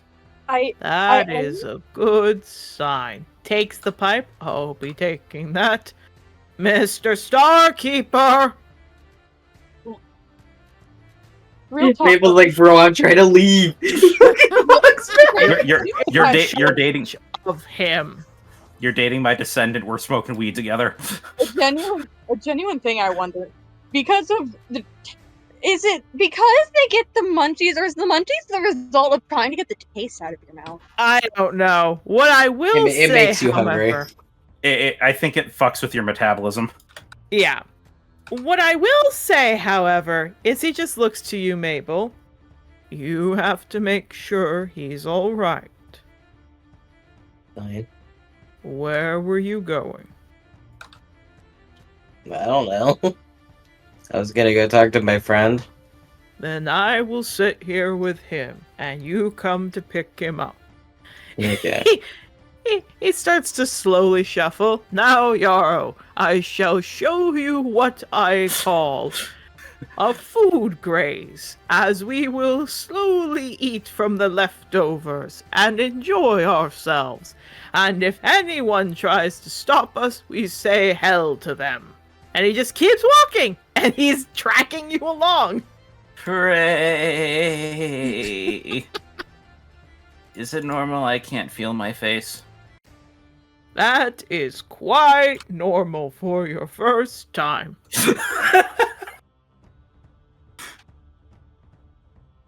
I can't believe this turned into, oh man, finally another mentor that won't leave me. Finally, I have someone to teach me to be a druid, and now it's, no, I just got a weed grandpa. Weed grandpa. To be a druid and getting high. Weed What grandpa. more is there than getting high?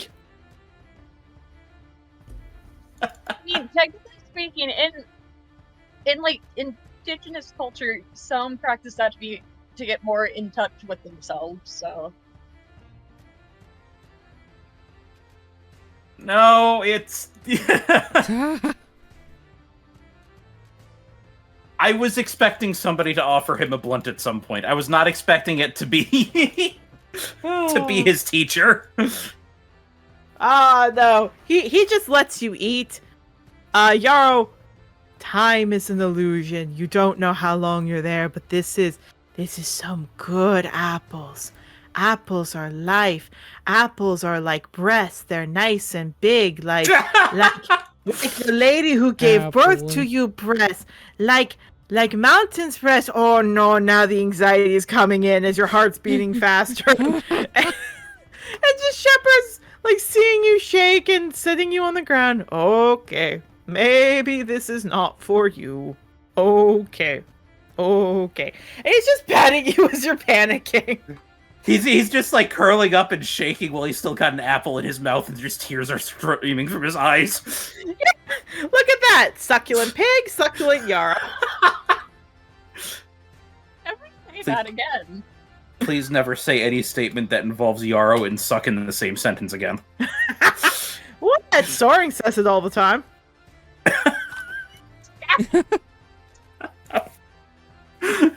Mabel, you're the last one. Wow. Mabel, you see that Olivia's actually leaving the dining room. She kind of saw that happening, like rolled her eyes. She's walking out. Her dragon stays outside because, much like her dragon is a forest dragon, so she doesn't like to be out in this, stone and everything else. So, as Olivia walks, she looks over. Well, if it isn't the Prince of Uptide, what's up? Yeah, I had to tell you a thing. I just didn't tell you this morning because I felt like that wasn't a good time. Uh-huh. And she's starting to walk along the edge of the wall as she keeps going. What's up? Okay, Did so you finally realize that you're the uptight one and no one else has the problem but you? No, this is like an actual serious conversation, Olivia. Oh, fair. Let me guess. Say you finally realize you don't even know your son's elemental type? I mean, that's probably... Okay, not relevant. Just Suzanne. I mean, kind of relevant. You don't even know what kind of dragon he is. I mean, like, relevant to my life in general, not to this conversation. I thought this was about something you gotta tell me. What, you finally realize you're gender fluid? But, I mean, yeah, but, like, I think I might have met your mom. Well, Mabel, you did say that you like people to beat you up. She's gonna beat the fuck out of me! She is. Let's just say this. One moment you're standing, next moment your wings twisted behind your back with your other leg, foot on your back, head shoved into the dirt. What did you... Just yelping. What in the non-hell did you just say? What do Olivia, you think I just said? Olivia, this is a serious conversation. Stop giving me a boner. That's not what's happening right now. It's more like, Olivia, don't kill me! I have something important to tell me! You told me I didn't need to be easy on you! Yeah, just yelping. Just goes like, what do you think I just said? She squints. What's my real name? She said Olive. Yeah, she lets go immediately. Thank you.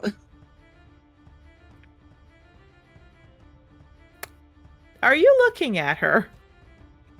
After he shakes himself off, yeah. Yeah. Her forest dragon flies over immediately. She has like 1,000-yard stare. Are you okay? No. Yeah, jeez, okay. She starts pacing. She's here. Apparently. She's here. Apparently. Yeah, she starts pacing. She looks panicked. It'll be okay. No, it's not. I gotta leave here. I gotta leave. You don't have to leave. She didn't seem upset. No, I have to leave. I can't be near her.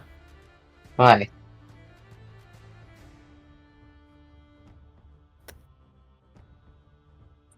Because I did something really bad.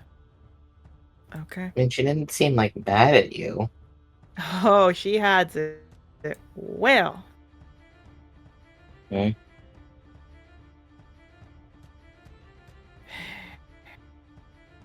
Do you know why I got selected by the Sovereign? Not really. I am a first-generation Dragonborn. Do you know what that means? I can guess. My father was a forest dragon. My mother was a forest dragon. A half dragon. A dragonborn, whatever you want. She's a half dragon, alright? Okay. First generation dragonborn is another code for people who sleep with dragons. Okay. Okay? Nodding. When I was little, I was my dad's pride and joy. He loved me so much. I was treated so kindly. I was treated great. Didn't piece together my mother was getting beaten in the other room. Every night. When my father told me that my mother was a liar, I listened to him. I called her a harlot to her face for her trying to get me and my siblings away. Nodding. I, in court, told them she was lying. I messed with her life so much, and I just... Yeah, she's tearing up, Mabel. Get a hug her. Yeah, she just flinches at that. I can let go if you don't want me to. It's fun. She hugs you back. That's not your fault, though. You were a victim. Yeah, not my fault, till I found out that my mom didn't even want to be there. How can you look at someone that for 100 years you were calling a liar, and until you found your father assaulting a young dragoness? How can you go and... How can you even go and talk to her after that? I'm not saying it's easy, but, like, that's not your fault. I stayed on Sovereign's Keep to give her peace. I don't deserve her as a mama. Alright? Pauses briefly in a, like, I know that this is gonna sound really harsh way, but then kind of goes, did you say on Sovereign's Keep to give her peace, or because you were scared? She's giving you a look. Really? Looking at her like, bitch! Really? I hug you for the let you hug me for the first time, and this is what you say? You are really bad at this. Okay, but, like, I'm right, though. Oh, are you? Am I? Why are you even bugging about this? Not your problem. Dude, you're my She friend. kind I of want to flips help up her you. wings. Why, though? Why do you want to help me? You're my friend. Now, friends don't do this. And she kind of looks a little annoyed. I've done a lot of things for my friends. Yes, and why then me? I beat you up on the daily when you ask me to. Yeah, I ask you to. I don't give a shit. What have I done that makes you want me to be helped this much? I don't know. You're a person. You deserve it.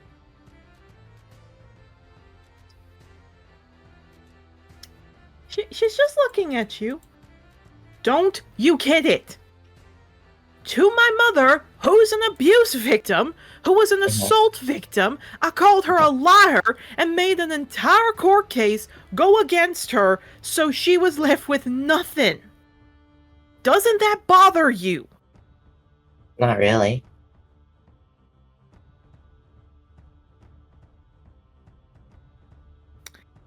She's just looking at you. Olivia, I told the Sovereign that my friends committed necromancy and that he executed all of them. Do you think I have any pillar to stand on here?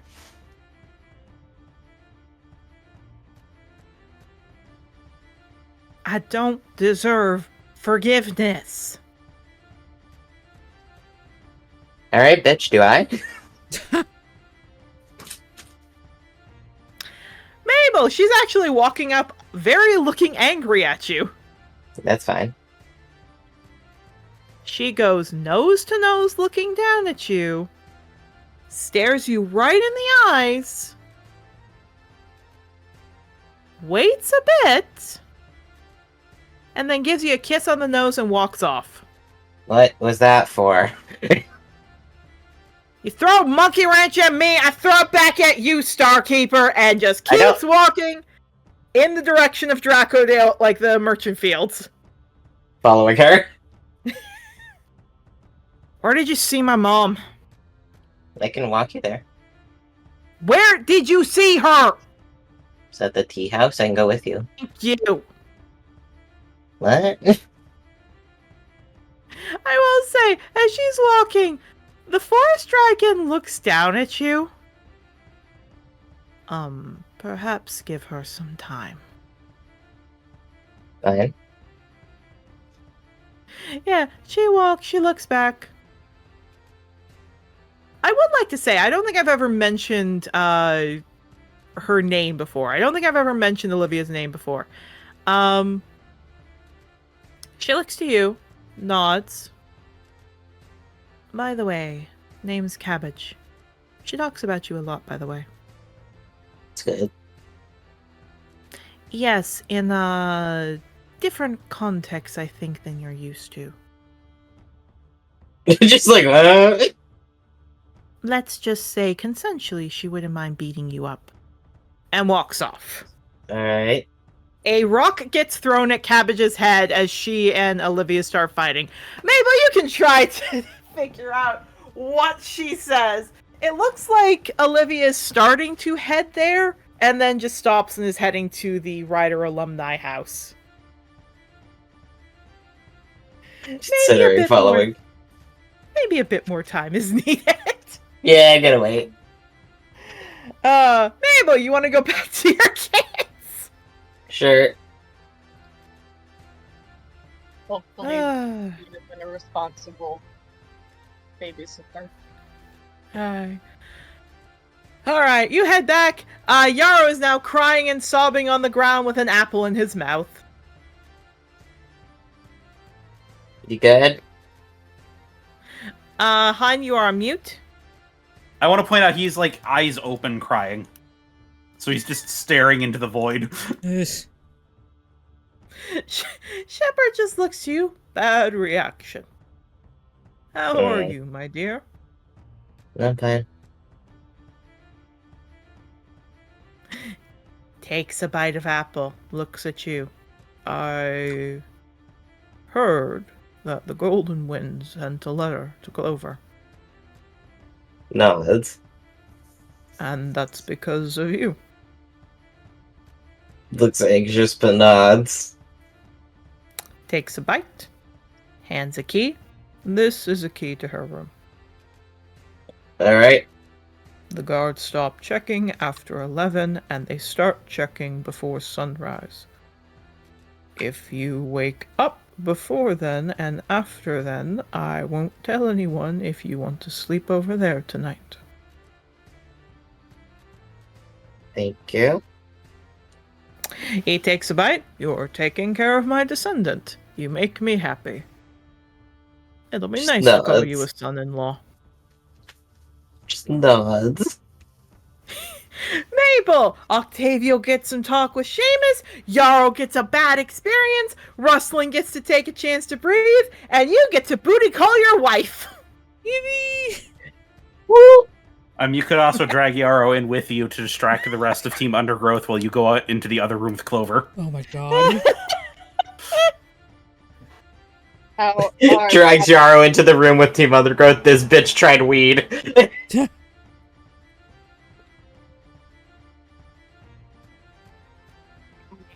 Alright, Mabel, what do you want to do? Guess I'm just gonna watch Yarrow. Do you want to drag him back? Because he will follow you! Sure. Alright, are you dragging him back to Team Undergrowth, or are you dragging him back to your room? I think to our room first, and there's not that many people. He seems like he's not having a good time. Fair enough. What I will say is, Octavio and Rustling, it takes you a bit before Mabel is dragging by his antler, Yarrow, and brings him in. God, The apple is not falling out of his mouth. Why was Yarrow crying with an apple in his mouth? He tried weed. Oh shit. Oh. I guess it did not go well. Yeah, Well, no, I I- wouldn't. Oh, sorry. I mean, he's still alive, so that's better than... he's still alive, so that's better than what I thought was gonna happen. Weed doesn't fucking kill you, dipshit. No, but I'm saying I was expecting him to either be running for his life right now or completely like just passed out on the side of the road. So the fact that he's still making noises is better than I thought was gonna happen. Yarrow, buddy, do you want me to get... Yarrow, buddy, do you want me to get Rosa? On that note, I think she's just gonna hit him in the face or something. on the note, Rosa walks up, sits down, looks at him, walks off, and grabs Carmilla the cactus I know in her mouth by the clay pot and starts to hang it over Yarrow's face.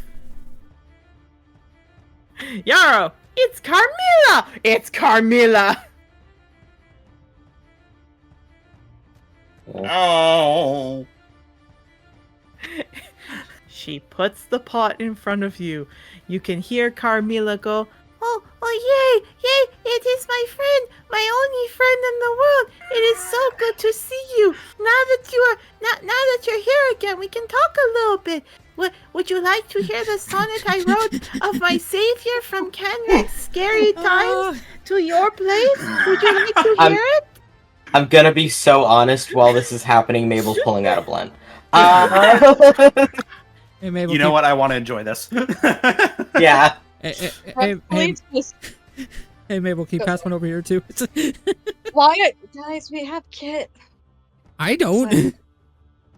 I'm not gonna get like super high, I'm literally just trying to be a little bit. I will say the kids are in the other room. They're sleeping at this point.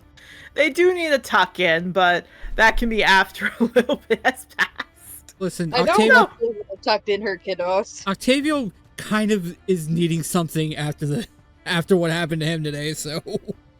Yes. What I will say, however, is Yarrow Rosa's not moving anything. She's just putting it down there. But here's the thing. Octavio, do you take a puff? Yes. Roll me a con save. Mabel, you don't need to. You are used to this stuff. I do this shit all the time. He's done it You're like used once, to but this. like a while ago, so that makes sense. 2. Okay. 13? Yeah, you're doing better than Yarrow, but ooh, this hits you hard. It's been a while. Okay.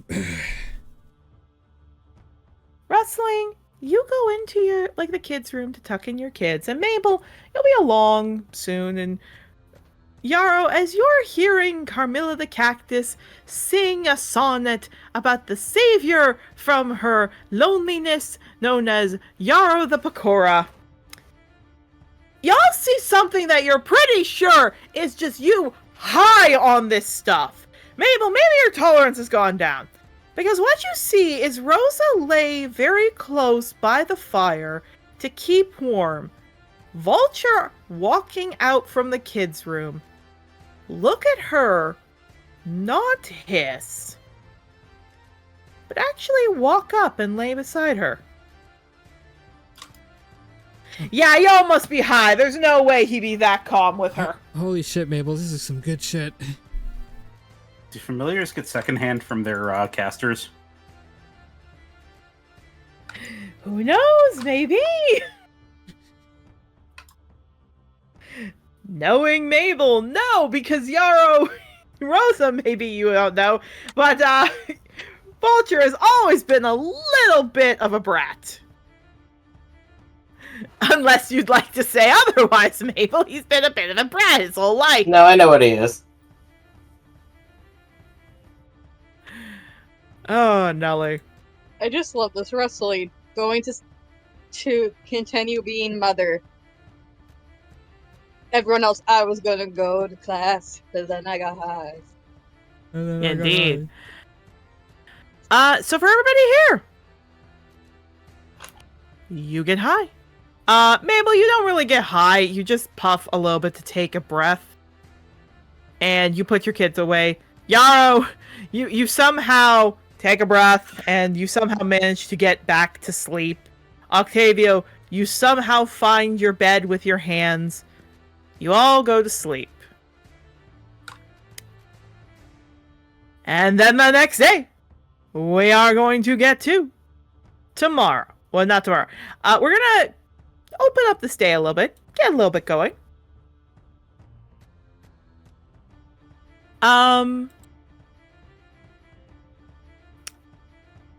I have to change the music. Oh boy. Because all of you are woken up with a jolt.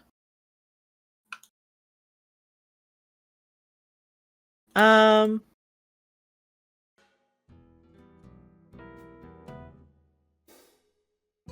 boy. Daisy, honey, we're right here. Baby. She's been really screamy lately. Yeah, she doesn't like the door closed. Okay.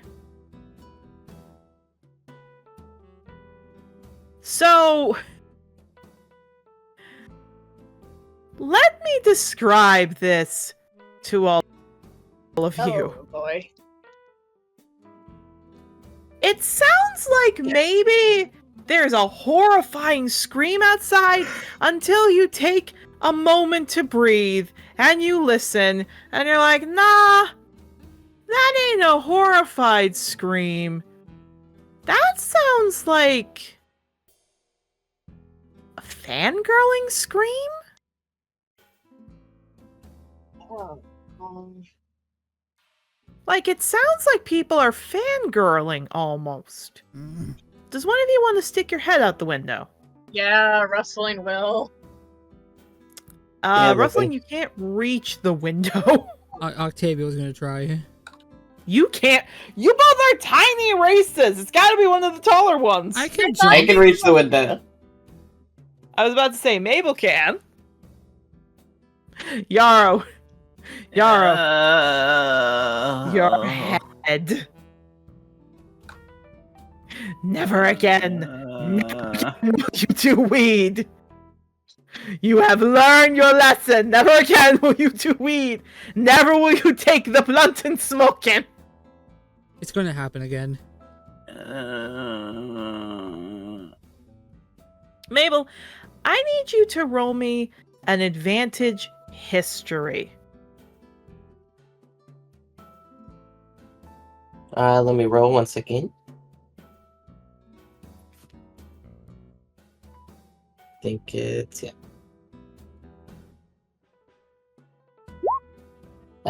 Advantage 12.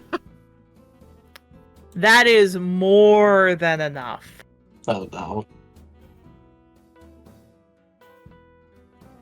What you see down there, to everyone's surprise, or specifically your surprise, Mabel, because you've only heard of him.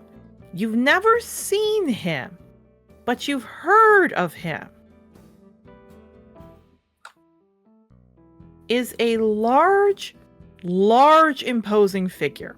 We're talking huge, imposing figure. He stands maybe 8 feet tall, as he is an African elephant loxodon. Brilliant white tusks. A light gray hue. A dark gray skin. Tusks slightly yellowed at the tips from worn age. This is known as the Shining Dawn Dragon Rider. He is a very powerful dragon rider. But funny enough, he is not necessarily, because I also read the wrong note, he's light gray. Almost white. He is not anything else. He like trumpets out and trumpets out. He is a herald. The Shining Dawn Dragon Rider is a herald for specifically the person he's with. Dawn of the New Day. The reincarnation of Bahamut. Who, as you see the large lion figure shaking himself off and patting his mithril dragon majesty, that is him, the Radiant Dawn Dragon Rider. Oh no. Mabel, could you roll me a history on Bahamut in this world? Here we go again. Oh no. No. Wait, does that mean that the other one is in this world? 14. 14. Though it is not talked about much in the world of school and everything else, because you were in Sovereign's Keep, it's talked about a lot. When all the dragons had their massive fight, there were 4 children who were saved by the grace of the Sovereign. Tiamat, Bahamut, Sardior, and Asgaroth. It is said that through an act of courage and bravery to defend the land, they became heroes blessed by the Sovereign to reincarnate every generation into new forms to bring peace to everyone. All of them stay with the Sovereign at different points in very illustrious castles across all the continents. This is Dawn.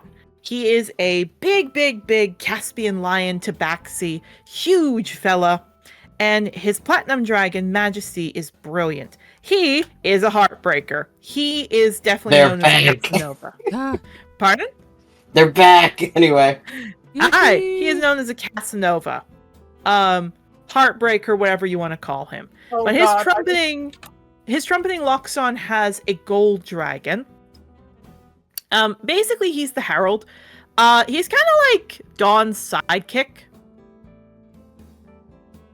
And I realize I also misread it. He's an Indian elephant, not an African elephant. He's an Indian elephant as he trumpets. Yeah, just looking. If he's here, Mabel, it's not by the Sovereign's hand, because this place would already be in flames if it was by the Sovereign's hand. So it looks like Dawn's just coming here to rest for the week. Mm. But as they say, ladies get wet and men get stiff when Dawn of the New Day is here. Oh my fucking god. I can't wait for him to meet the 2 asexuals. Yeah, Mabel's like, Indeed. you. Just ignores it. But that is where we are going to close it off for today. So, as I move everyone back, as Bahamut has entered the scene. I love how that's like the one consistent between the 2 campaigns so far is Dawn. Exactly. Join us next time, where the two asexuals don't give a flying fuck. Indeed. And of course, next week we will be starting a little bit of a quicker time, if we will, going through the days a little bit quicker. Not like fast pace, because this was a perfect pace now. But as of always, as I mentioned before, we're not going to be going like the first week where it's every class. It'll be one class, the meals, little time afterwards to decompress, and then heading out. As well, the players get to see their marks for assignments they have turned in to their professors. Yippee. For now, say bye-bye, everybody. Say goodnight. Bye-bye. Bye. Don't smoke weed, kids. Unless you do, then more power to you. Just choose what you want to watch first. I want to eat myself into the ever. And always remember, play Bob... If you're gonna get high, play Bob Marley on the highest fucking volume you can. Or just don't, because it tastes like fucking skunk.